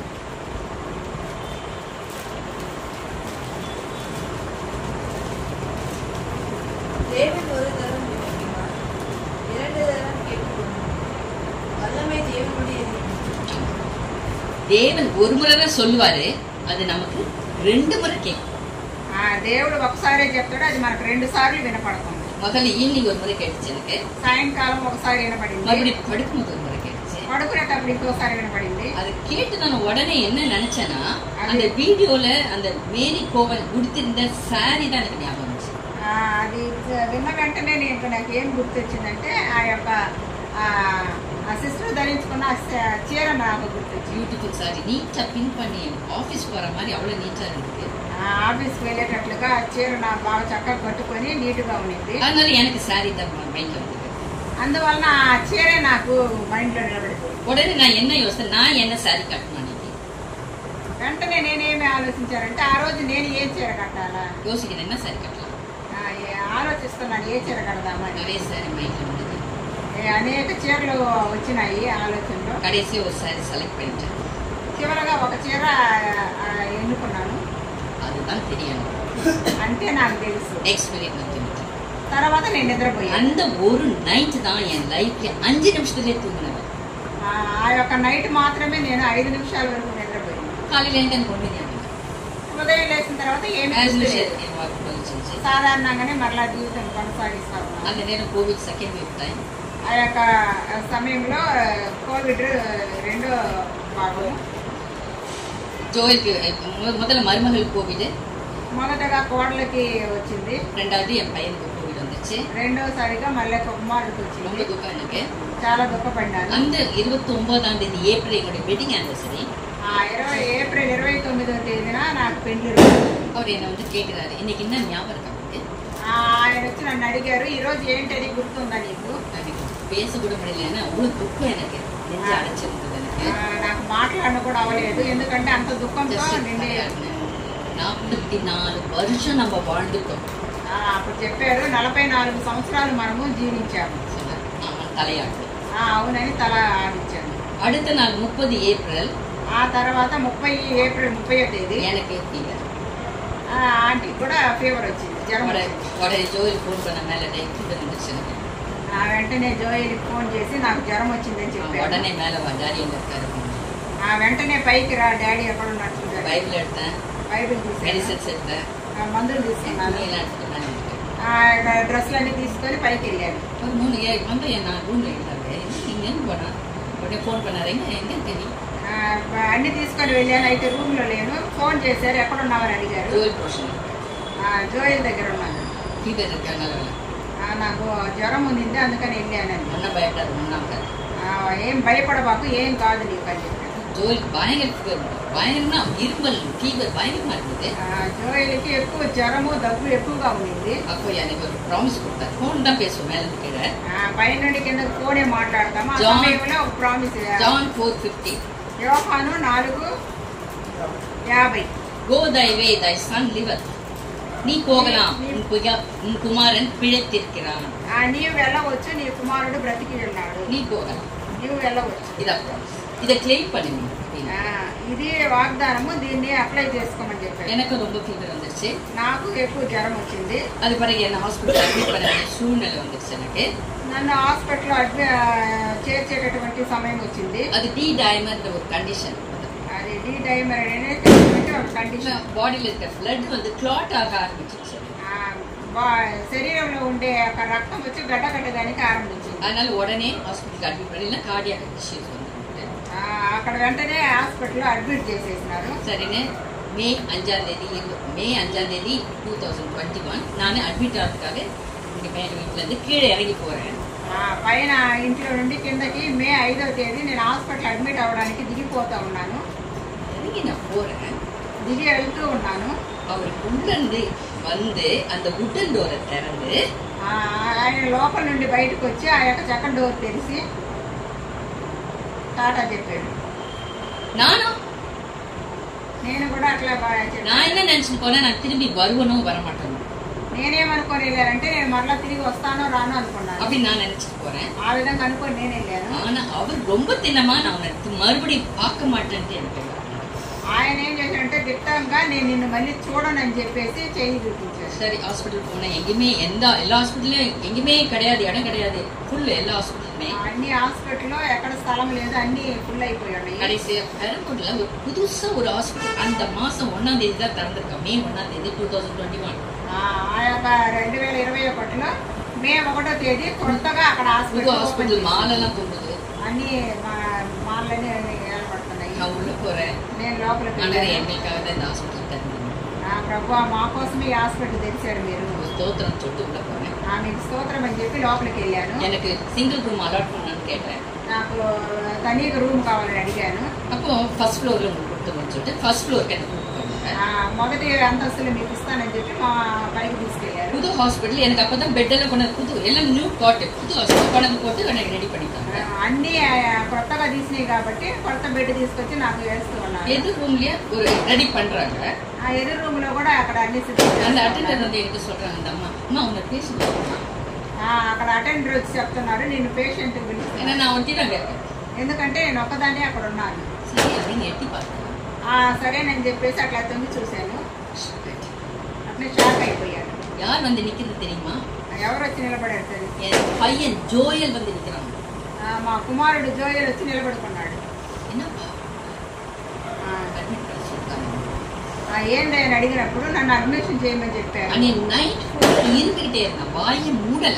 ఆ నైట్ అంతా దగ్గుతూ ఉన్నాను, ఎవరేం మీయలేదు. நான் அவன் கூட போயிட்டு அவன் கூட இருந்தேன். டாக்டர் நர்சஸ் கிட்ட சொல்லி నేను కూడా జోయల్తోనే ఉన్నాను నర్సుల దగ్గర చెప్పి. மறுநாள் காலையில அவனை வந்து ஐசி கூட்டு போயிட்டான். మరుసటి రోజు ఉదయాన్నే అక్కడ ఐసీ రూమ్ కు తీసుకుపోయారు. ஃபோன் பண்ணேன், నేను వెళ్ళి ఫోన్ చేశాను. இண்டஸ்ட்ரியல் மெடிக்கல் கேர் கூட்டிட்டு போயிட்டாங்க. అక్కడ ఐసీ మెడికల్ తీసుకుపోయారు. என்ன பண்றது ఇప్పుడు ఏం చెయ్యాలి? యూ క్లెయిమ్ జాన్ 4:50. నువ్వు 4:18 చదవమంటావు. திருப்பி அதை தான் சொல்றாரு. తిరిగి అదే చెప్తా ఉన్నాడు. அவன் எந்த மருந்துக்கும் ரெஸ்பாண்ட் பண்ணவே இல்லை. ஒரு மருந்துக்கும் அவனுக்கு எதுவுமே நடக்கல. ఏ మందు ఇచ్చినా కూడా ఆయనకి ఏమీ అవలేదు. அது பிறகு இவரே ஒரு மருந்து பிஸ்கெட் பண்ணி அந்த டாக்டர் அவரு நல்லவர், இவர் சொன்ன மருந்து அவர் ஏற்றுக்கிட்டு கொடுக்குறேன்னு சொல்லிட்டாரு. ఆ యొక్క డాక్టర్ మంచోడు కాబట్టి ఈయన రాసిచ్చినటువంటి మందుని అంగీకరించి అది ఇచ్చారనమాట. அதுக்கு பிறகு இவன் ஃபோன் பண்ணி அவங்க அப்பாட்ட பேசுறான். ఆ తర్వాత అబ్బాయి ఫోన్ చేసి ரொம்ப பயமா இருக்கு, ఆయన నాకు చాలా భయంగా మమ్మీ சரியாயிடுவாங்கல்ல, நல்லா ஆயிடுவாங்கல்ல, అమ్మ సరే అవుతుంది కదా, நீ கவலையே படாது, மம்மி நல்லா. నువ్వు దిగులే పడవద్దు, అమ్మ బాగా అయిపోయింది. ஆனா அவனுடைய கண்டிஷன் வெரி வெரி வெரி பேడ్. అయితే ఆ కుమారుడి యొక్క కండిషన్ చాలా ఘోరంగా ఉంది, ரொம்ப கிரிட்டிக்கலா இருந்தாங்க. చాలా సీరియస్ గా ఉంది. యూఎస్కి ఫోన్ பண்ணா అక్క வீட்டுக்கு, వాళ్ళ అక్కగారు ఫోన్ చేశారు. மாமாக்கு ஃபோன் பண்ணி వాళ్ళ మామకు ఫోన్ చేసి எனக்கு பயமா இருக்குன்னா నాకు భయంగా ఉందన్నా, நான் போயிடுவேன், నేను పోతాను, என் பொண்ணு தயவுசெய்து நீங்க பார்த்துக்கோங்க, నా యొక్క కుమార్తెని మీరు దయచేసి చూసుకోండి. வெளியில அப்படிலாம் சொல்லாது, நீ கண்டிப்பா வெளியே வந்துருவேன், எல்லாரும் ஜோம் பண்றாங்க. ఆ విధంగా అంతా చెప్పొద్దు, అందరు నీ కోసం ప్రార్థన చేస్తున్నారు, నువ్వు ఖచ్చితంగా బయటకు వస్తావు. பிறகு இங்க மோசமா இருக்கான். இங்க வீட்டுல எங்க பிரதர் வந்து தண்ணி, எங்க வீட்டுல ஒரு ஜெர்மன் ஷெப்பர்ட் அதுக்கு வாக்கிங் கூட்டி போகிறது, அதுக்கு ஃபுட்டு கொடுக்கறது, பிளான்ஸ் நிறைய பிளான்ஸ், ஃப்ளவரிங் பிளான்ஸ், எல்லாத்துக்கும் தண்ணி ஊற்றி நிறைய பூக்கள் எல்லாம் அந்த வேலை பண்ணிட்டு இருக்காரு. ఇక అక్కడ ఆ విధంగా ఉన్నప్పుడు ఇంట్లో మా భర్త గారు ఇక్కడ చెట్లకు నీళ్లు పోయడం, ఇక్కడ ఇంట్లో పనులన్నీ చూసుకుంటా ఉన్నారు. அது போய் ஒரு 10 நாள் அப்படியே ஒரு வாரம் அப்படி இருக்கும். இப்போ சர்வெண்ட்டை கூப்பிட்டு ఒక 10 రోజులు అయిన తర్వాత ఆ యొక్క పని మనిషిని పిలిచి, நீ இப்படிதான் தண்ணி ஊற்றணும், இப்படிதான் டோபி, அது பேர் டோபி இப்படிதான் சாப்பாடு வைக்கணும், இது மோட்டர், இந்த பம்பு, இது பம்பு மோட்டர், இந்த சுவிட்ச் எல்லாம் இது எப்போ டைம் எல்லாம் கொடுத்துட்டு என் சாவி நான் வீட்டில் கீழே வச்சுட்டு போனேன், கையில் எடுத்து கொடுத்து இது மேலே கொண்டு போய் ஆண்டி சாவி வீட்டில் வச்சுட்டு போயிட்டாங்க, கொடுத்து வச்சுட்டாங்க. ఆ విధంగా పని మనిషిని పిలిచి టోమీకి నువ్వు ఇట్లా చెయ్యాలి, ఈ చెట్లంతా ఇట్లా చెయ్యాలి, మోటార్ దగ్గర ఇది స్విచ్లు ఉన్నాయని చెప్పేసి అన్నీ చెప్పేసి ఇంట్లో ఉండే తాళం తీసి ఆంటీ వదిలిపెట్టిపోయినారు అని చెప్పేసి ఇచ్చి పంపినారు. 13ஆம் தேதி நான் ஃபோன் பண்ணுறேன். 13వ తేదీన మరలా ఫోన్ చేశాను. ரொம்ப సిక్కీ వాయిస్ అని కేட்குது, ரொம்ப సిక్కాன மாதிரி వాయిస్ கேட்குது, చాలా అనారోగ్య పరిస్థితిలో ఉన్నట్లుగా స్వరం వినపడుతుంది. என்னாச்சுன்னு கேட்டேன். ఏమైంది అని అడిగాను. எனக்கு நிமோனியா இருக்கு அப்படின்ட்டு. నాకు నిమోనియా ఉందని చెప్పారు. ஏதாவது மருந்து வேணும், எங்கள் வீட்டில் மருந்து தெர்மோமீட்டர் எதுவுமே இருக்காது, మా ఇంట్లో మందులు కానీ ఏవి ఉండవు ఇంట్లో. எனக்கு டெல்கோலாக்ஸ் மாத்திரம் வாங்கி வைங்க அப்படின்ட்டு. నాకు డెల్కోలాక్స్ మాత్రం తీసి ஆனால் పెట్టండి. என் மக ஆக்சிமீட்டரு, தெர்மோமீட்டரு, இது பேராசிட்டமால் எல்லாமே வாங்கிட்டு வந்து அவர் கேட்ட மருந்து கொடுத்துட்டார்.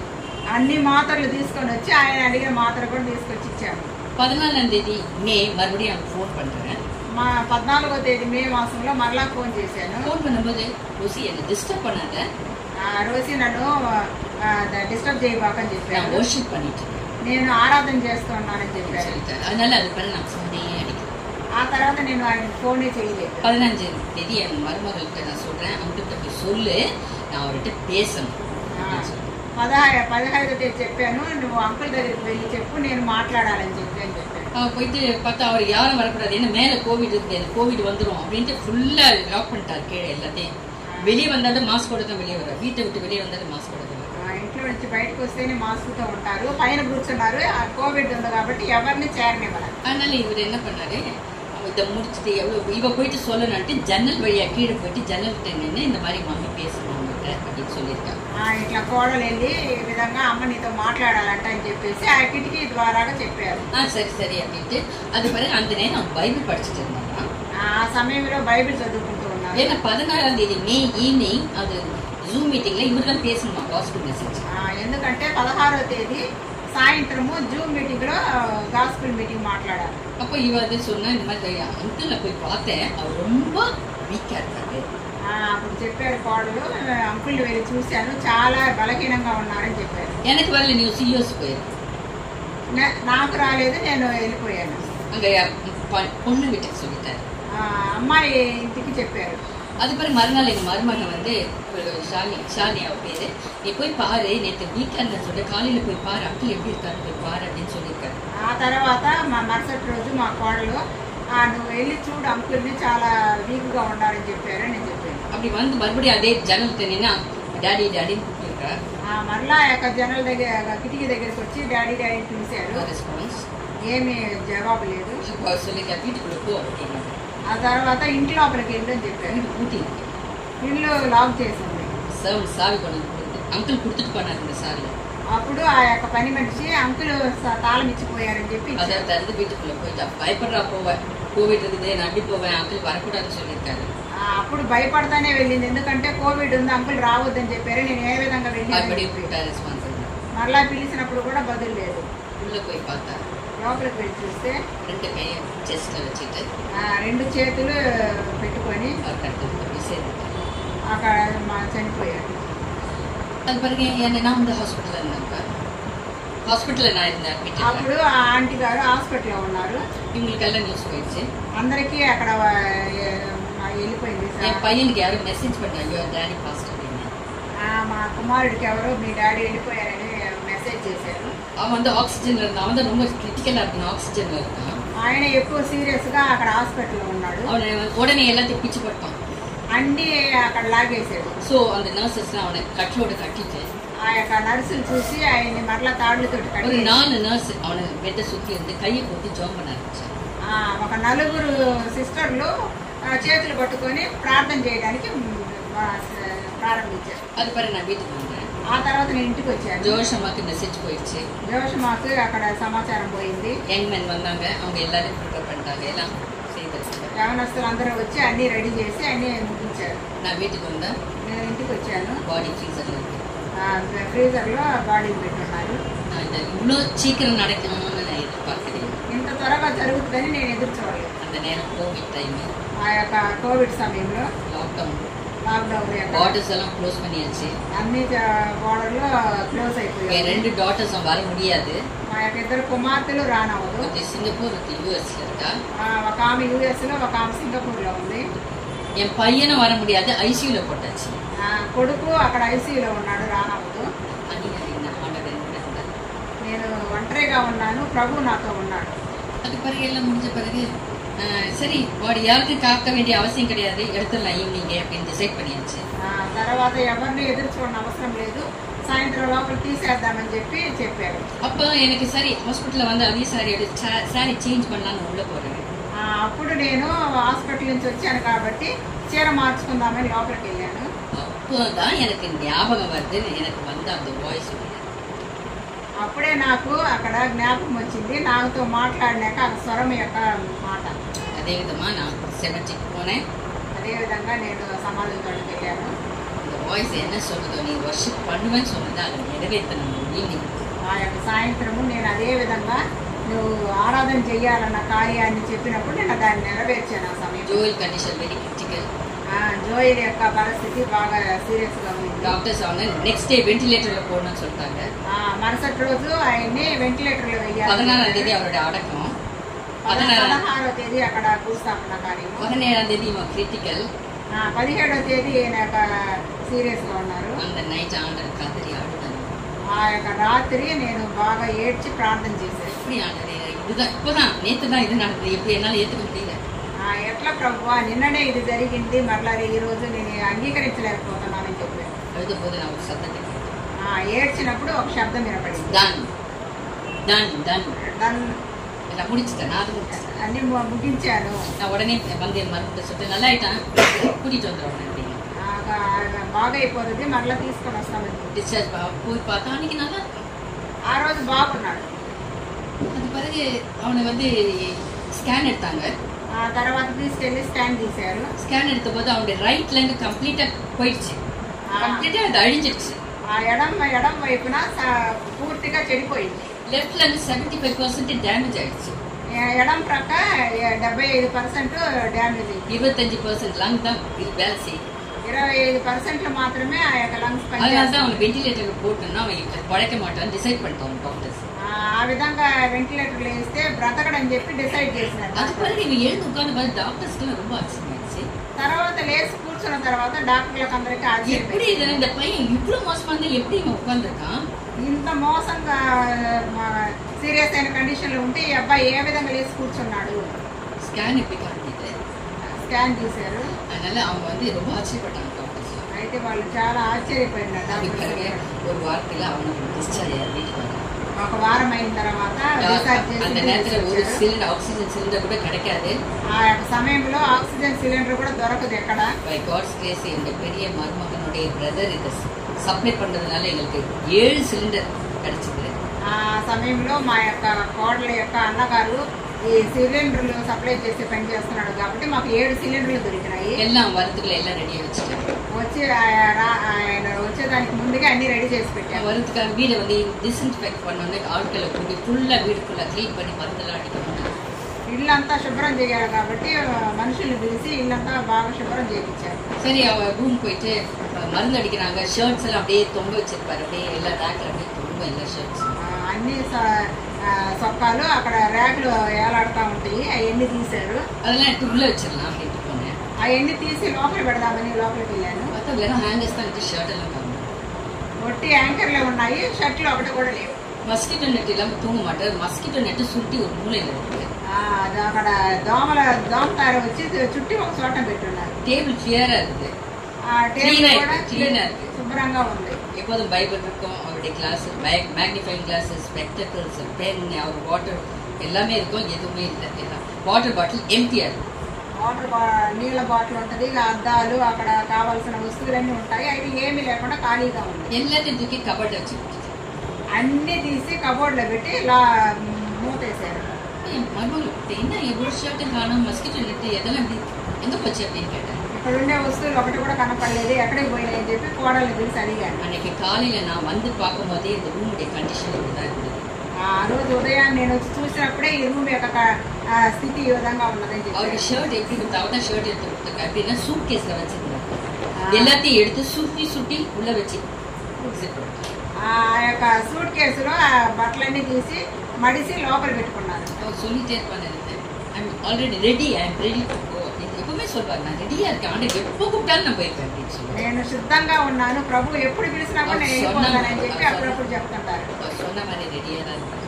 ఆయన చెప్పిన రీతిగా అక్కడ సిద్ధంగానే ఉన్నారు. ప్రభు దగ్గరికి వెళ్ళి చేరారు. அது பிறகு ஜோயில கூப்பிட்டு வரணும்னு போனோம். அவனுக்கு வந்து ஏற்கனவே லங் இவ்வளோ ப்ராப்ளம் அவனுக்கு, அவனுக்கு வந்து டஸ்ட் அலர்ஜி வேறு இருந்தது. జోయిల తర్వాత తీసుకొచ్చాము. ఆయనకి ముందుగానే డస్ట్ అలర్జీ ఉంది. சரி டிஸ்சார்ஜ் பண்ணணும் 3 மணிக்கு நாங்கள் டைம் ஃபிக்ஸ் பண்ணி போகணும். 3 గంటలకి టైం చూసుకొని வீடு వెళ్ళాము. ஃபுல்லாக மருந்து அடிச்சாச்சு. ఇల్లంతా మందు కొట్టేశారు. ஆனால் ஃபுல்லாக நிறைய பிளான்ஸ் மரம் இருந்ததுனால ஃபுல்லாக டஸ்ட்டு.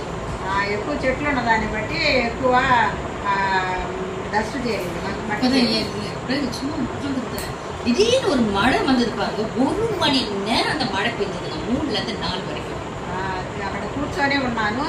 అకస్మాత్తుగా 3 గంటల నుంచి 4 గంటల వరకు పెద్ద వర్షం కురిసింది. பெரம்பூர்ல என் டாக்டர்ல போயிட்டு அவருக்கு சாப்பாடு கொடுத்து வந்து நம்ம 2 பேரும் போனான்னு சொல்லுவா. அவன் அங்கேயே ஸ்டக் ஆயிட்டேன், ஏன்னா அங்கே ஃப்ளட்டட் பெரம்பூர். అక్కడ నేను వచ్చి తీసుకుపోతాను నిన్ను అని చెప్పేసి అన్నం ఇచ్చేదానికి పోయింది. అయితే తిరిగి రాకుండా అక్కడ ఎల్ల వచ్చిన దాన్ని బట్టి అక్కడ ఆగిపోయింది. பிளான்ஸ் எல்லாம் அவ்வளோ க்ரீனா அவ்வளோ க்ளீனா அவ்வளோ கூல் ஆயிடுச்சு பாருங்க வீடே. ఇంట్లో ఉండే చెట్లన్నీ కూడా బాగా పచ్చగా అంత శుభ్రం అయిపోయేసి அவனுக்கு வீட்டுக்கு வந்தான். ఆ తర్వాత ఇంటికి వచ్చాము. அவனுக்கு ரொம்ப ஷாக் ஆயிடுச்சு. சொல்றதுக்கு எங்களுக்கு பயம், எப்படி சொல்றது அவனுக்கு. ఆయనకి కూడా బాగా షాక్ అయిపోయింది. మేము ఏ విధంగా చెప్పాలని భయపడతా ఉన్నాము. ஏற்றுக்கிட்டோம். అయినా కూడా అంగీకరించాము. இந்த விதமாக தான் எங்களுக்கு அதுக்கு பிறகு அநேக விஷயங்கள் அவர் என்னென்ன ஆண்டவர் கேட்டாரோ அதெல்லாம் நடக்க ஆரம்பிச்சது. ஒன்றுனா తర్వాత ఆయన ఏమేమైతే కోరుకున్నాడో అవన్నీ జరిగేదానికి ప్రారంభించారు. 2003 இதே இடத்துல அந்த கீழ் வீட்டில் நாங்கள் ப்ரேயர் மீட்டிங் ஆரம்பித்தோம். அது கடைசியில் க்ளோஸ் ஆயிடுச்சு. అదేవిధంగా 2003లో అక్కడ కింద ఇంట్లో మేము ప్రేయర్స్ ఇలా ప్రారంభించాము. அவருடைய வாஞ்சை ரொம்ப வாஞ்சை இருந்தேன்னா ரொம்ப கஷ்டத்தில் தான் இந்த வீட்டை கட்டணும். ఈ ఇంటిని మేము చాలా కష్టంలో కట్టాము. ఆయన యొక్క ఇష్టం ఏంటంటే அதனால ஒரு ரூம் ஆண்டருக்கு டெடிகேட் பண்ணி அந்த ப்ரேயர்க்காக வைக்கணும்னு நான் செய்தேன். ఒక రూము ప్రభు కోసమని ఉంచి అది ప్రతిష్ఠ చేసి పెట్టాము. ஸோ அந்த மாதிரி ஜம்ப் பண்ணது அவர் ரொம்ப சந்தோஷமா இருந்தது. ஆனால் திடீர்னு அதை க்ளோஸ் பண்ணிட்டாங்க.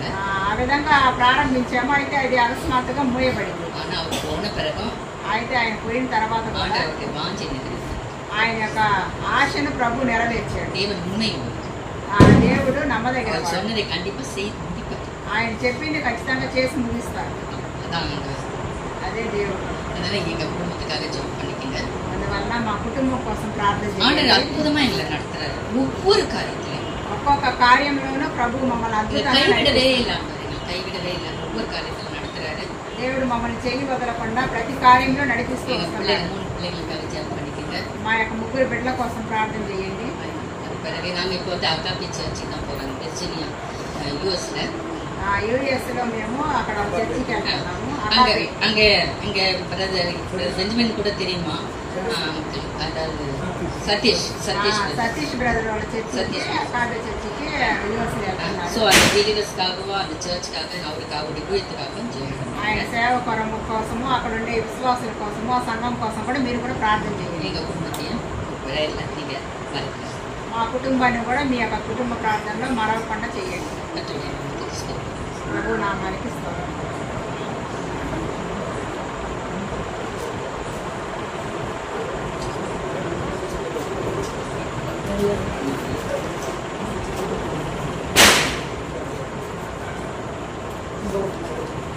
ஜெயிப்போம்.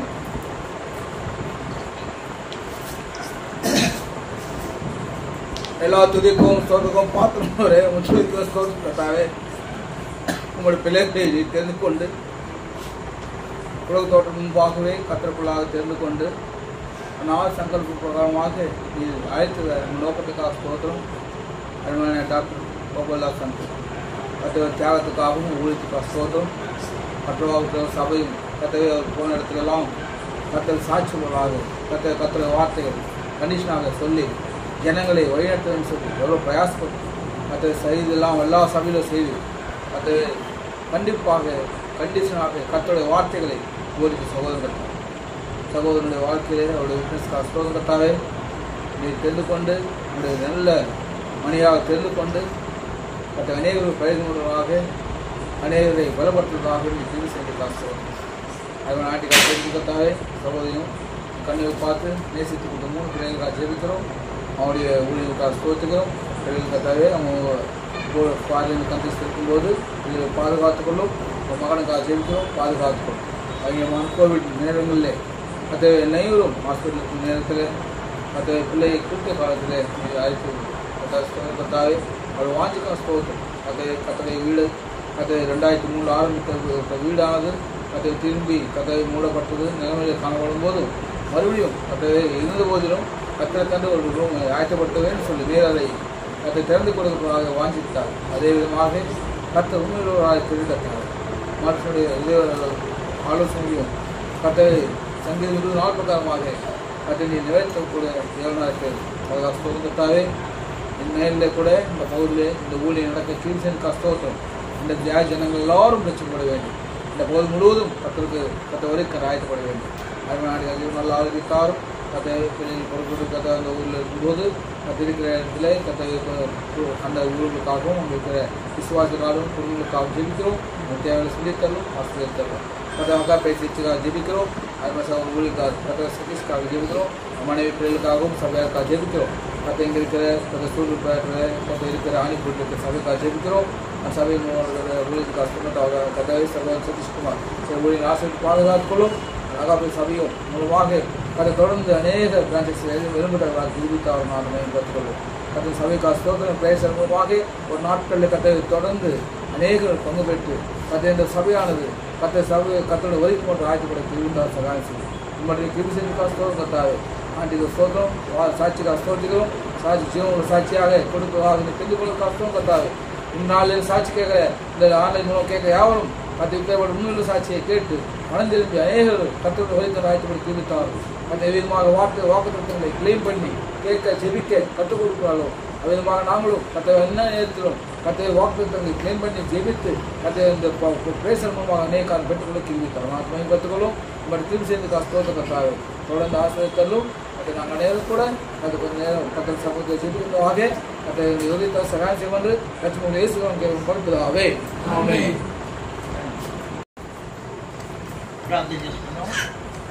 ప్రార్థన చేసుకుందాం. జపం చేయలాం.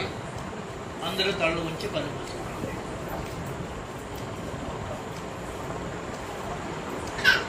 ప్రేమ కృప కనికరం కలిగిన పరిశుద్ధమైన మా తండ్రి పాదాలకు స్తోత్రాలు వందనాలు. அன்பும் கிருபையும் பரிசுத்தமுள்ள பிதாவே இந்த அருமையான மாலை வேளையிலே உடைய பாதத்திற்கு முத்தமிடுகிறோம். ఈ యొక్క కొడుంగూరు ప్రాంతంలో ఈ యొక్క ప్రార్థన మందిరాన్ని ద్వారములు మీరు తెరిచినందుకు నీకు స్తోత్రములు.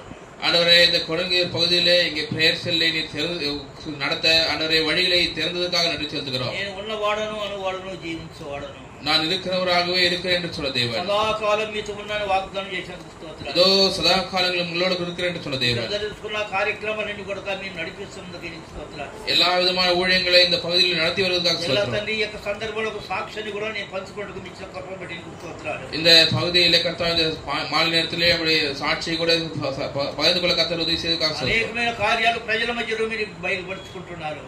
உம்முடைய சத்தத்தை இந்த இடத்துல நீர் துணிக்கு பண்ணி கொண்டிருக்கிறேன். తండ్రి ముగ్గురు అన్నదమ్ములను మమ్మల్ని ఒక తల్లి గర్భంలో మీరు ఆశీర్వదించినందుకు స్తోత్రాలు. ஆண்டவரே இந்த பகுதியில் ஆண்டவரே எங்களை கூட நீர் இந்த இடத்துல தெரிந்து கொண்டதுக்காக நன்றி செலுத்துகிறோம். గారి యొక్క సంతతిని సంతతిని, మా తమ్ముడి సంతతిని, నా సంతతిని దీవించారు. இப்படியாக சந்தி சந்தியாக உடைய சேவைக்கும்படியாக நீர் தெரிந்து கொள்வதாக நன்றி செலுத்துகிறோம். సాక్ష్యాన్ని నేను పంచుకుంటాను ఇప్పించారు. அந்த காரியங்களை பகிர்ந்து கொள்ள உதவி செய்ததுக்காக ஸ்தோத்திரம். ఈ యొక్క నీరు కట్టిన తోట వలె ఉండుకు మీరు సాయం చేయండి. இப்படியாக கர்த்தாவே நாங்கள் நீரூற்றுகளாக காணப்பட உதவி செய்தோம். వర్తమానమైనటువంటి ప్రతి బిడ్డల కొరకు నీకు స్తోత్రాలు. இந்த வார்த்தைகளை கேட்ட ஒரு பிள்ளைகளுக்காக ஸ்தோத்திரம். ఎప్పుడు కూర్చుని నీటి ఓట వలె ఉంటావని సెలవిచ్చావు. எப்பொழுதும் அங்கே பொங்கி வருகிற நீரூற்றை போல இருப்பாய் என்று சொல்லியிருக்கிறீர். ఆశీర్వాదాలు మీరు కుమ్మరించడానికి సిద్ధంగా ఉన్నారు. உம்முடைய அபிரோதமான ஆசீர்வாதங்களை கொடுக்க நீர் சித்தமுள்ளவராக இருக்கிறீர். జీవితంలో అనేకమైన కార్యాలు జరిగాయి. అనేక விதமான காரியங்கள் எங்கள் வாழ்க்கையில் நடந்தது. అనేక విషయాన్ని బిడ్డల మధ్యలో పంచుకున్నాను. అనేక காரியங்களை நீர் எங்களோடு கூட பேசினீர். వాళ్ళు కూడా సాక్ష్యం కలిగి ఉంటూ మీరు సహాయం చేయండి. ஆண்டவரே உம்முடைய சாட்சியை நாங்கள் பெற்றுக்கொண்டு ஜீவிக்க உதவி செய்தீர். వారికి ఏ కొదువు లేదని మీరు మాట్లాడారు. ஆண்டவரே உம்மை விசுவாசிக்கிறவர்கள் பதறார்கள் என்று வாசிக்கிறோம். சோதனை వచ్చినప్పుడు జయిస్తామని సెలవిచ్చావు. சோதனைகளை நாங்கள் ஜெயிப்போம் என்று சொன்னீர். నా కృప సమాధానములు మీకు ఉంటాయని సెలవిచ్చారు. என்னுடைய கிருபை சமாதானம் உனக்கு இருக்கும் என்று சொன்னீர். ప్రియమైన వారిగా చేసుకున్నావు. ஆண்டவரே எங்களை உமக்கு பிரியமானவர்களாக மாற்றினீர். 1000 మందిలో మమ్మల్ని మీరు గుర్తిస్తున్నందుకు నీకు స్తోత్రాలు. ஆண்டவரே 1000 பேர்களில் நீர் எங்களை தெரிந்து கொண்டீர். పరమేశ్వరుని సెలవిచ్చారు. ஆண்டவரே எங்களை உயர்த்துவேன் என்று சொன்னீர். ఆదరణ కలిగిస్తానని సెలవిచ్చారు. உங்களை ஆதரிப்பேன் என்று சொன்னீர். ఇలాంటి మహా కృపను చూపించారు నీకు స్తోత్రాలు. இப்பேற்பட்ட பெரிதான கிருபையை எங்கள் காண்பித்தீர். దయగల మా తండ్రి, தயவுள்ள கர்த்தாவே, కీర్తన గ్రంథము 84 అధ్యాయం 5వ వచనం. 84 సంగీతం 5వ వచనం వాசித்து போல. దేవుని వారు ఆనందగానంతో యాత్ర శాస్త్ర సెలవిచ్చారు. ஆண்டவரே உம்மிலே பெலனுக்குள்ள மனுஷன் பாக்கியவான் என்று வாசித்தோம். ఈ మద్రాసు పట్టణంలో సరే అనేక సమస్యలు ఎదుర్కొన్నప్పటికీ నీ కృప మమ్మల్ని నడిపించింది. ஆண்டவரே இந்த பகுதியிலே கர்த்தாவே அநேக தடைகள் இருந்தாலும் உம்முடைய கிருபையினால் எல்லாம் நடத்தி கொண்டு வருகிறீர். మీరు చేసిన మేలు కొరకు నీకు స్తోత్రాలు. ஆண்டவரே நீர் செய்த நன்மைகளுக்காக நன்றி சொல்கிறோம். వర్తమానమైన ప్రతి బిడ్డ కొరకు నీకు స్తోత్రాలు. இந்த இரவிலே உம்முடைய வீட்டுக்கு வந்து உம்முடைய வார்த்தைகளை கேட்ட பிள்ளைகளாக ஜெபிக்கிறோம். ఆత్మ కుమ్మరిస్తానని సెలవిచ్చావు. ஆண்டவரே உம்முடைய பிள்ளைகள் மீது உம்முடைய ஆவியை ஊற்ற வேண்டும் சொன்னீர். యాత్ర ఆనందంగా ఉంటుందని సెలవిచ్చావు. அதனால இந்த உலகத்திலே அவர்களுடைய வழி சரியான வழியா இருக்கும் என்று சொன்னீர். కష్టములు రావచ్చు. ஆண்டவரே இந்த வாழ்க்கையிலே கஷ்டங்கள் வரலாம், சோதனைகள் வரலாம். జయ జీవితం ఇస్తానని సెలవిచ్చావు. ஆனாலும் திடன் கொண்டு ஜெயிக்க பலம் தருவதற்காக ஸ்தோத்திரம். అలాంటి బలము ధరించుకోండి అని చెప్పి మీరు సెలవిచ్చారు. அப்பேற்பட்ட வல்லமையை தரித்துக் கொள்ளுங்கள் என்று சொன்னீர். உங்களுக்கு நன்றி. శరీరం బలహీనం. ஆண்டவரே என்னுடைய ஆவி உற்சாகம் உள்ளதுதான், மாம்சம் பலவீனமானது. బలహీనముని మేము పడిపోతేమో నష్టపడితేమో తండ్రి, நாங்கள் பலவீனத்திலே வீழ்ந்து போகாத படிக்கு రాత్రి నువ్వు జ్ఞాపకం చేసుకో. இந்த இரவில் எங்களை நினைத்துக் கொள்ளும். ఈ బిడ్డలందరూ మీరు జ్ఞాపకం చేసుకో. அந்த ஒவ்வொருவரையும் நினைத்துக் கொள்ளும். రాబోయే దినాల్లో నీ మహిమ కొరకు నడిపించమని ప్రార్థన చేస్తున్నాను. வரக்கூடிய காலங்களில் உடைய நாமத்தை மகிமையாக ஒவ்வொருவரையும் உபயோகப்படுத்திக் கொள்ளும். దయగల తండ్రి, స్థలంలో ఉన్నటువంటి కుమారుడు తండ్రి మ్యాథ్యూ కొరకు, నాయన కోడల కొరకు, బిడ్డ కొరకు నీకు స్తోత్రాలు. இந்த பகுதியிலே ஊழியம் செய்கிற சகோதரன் ஆகிய மேத்யூ சகோதரி அவர்கள் குடும்பத்துக்காக ஜெபிக்கிறோம். బిడ్డలకు కావాల్సిన బలము దయచేయండి. அவர்களுக்கு வேண்டிய பலனை தாரும். రాబోయే దినాల్లో పరిచర్యలు అద్భుతంగా జరిగించుకోండి. வர நாட்களிலே அற்புதமான ஊழியத்தை நிறைவேற்றுவோம். ధైర్యంతో నడిపించండి. தைரியமாக முன்னெடுக்க உதவி செய்தோம். 33:11 ప్రకారం నీ ఆలోచన సదాకాలం నిలుచును. 33వ సంగీతం 11వ వచనం படியாக நிறைவேற்றியார்கள். తమ్ముడికి ఇచ్చిన బిడ్డలను బట్టి నీకు స్తోత్రములు.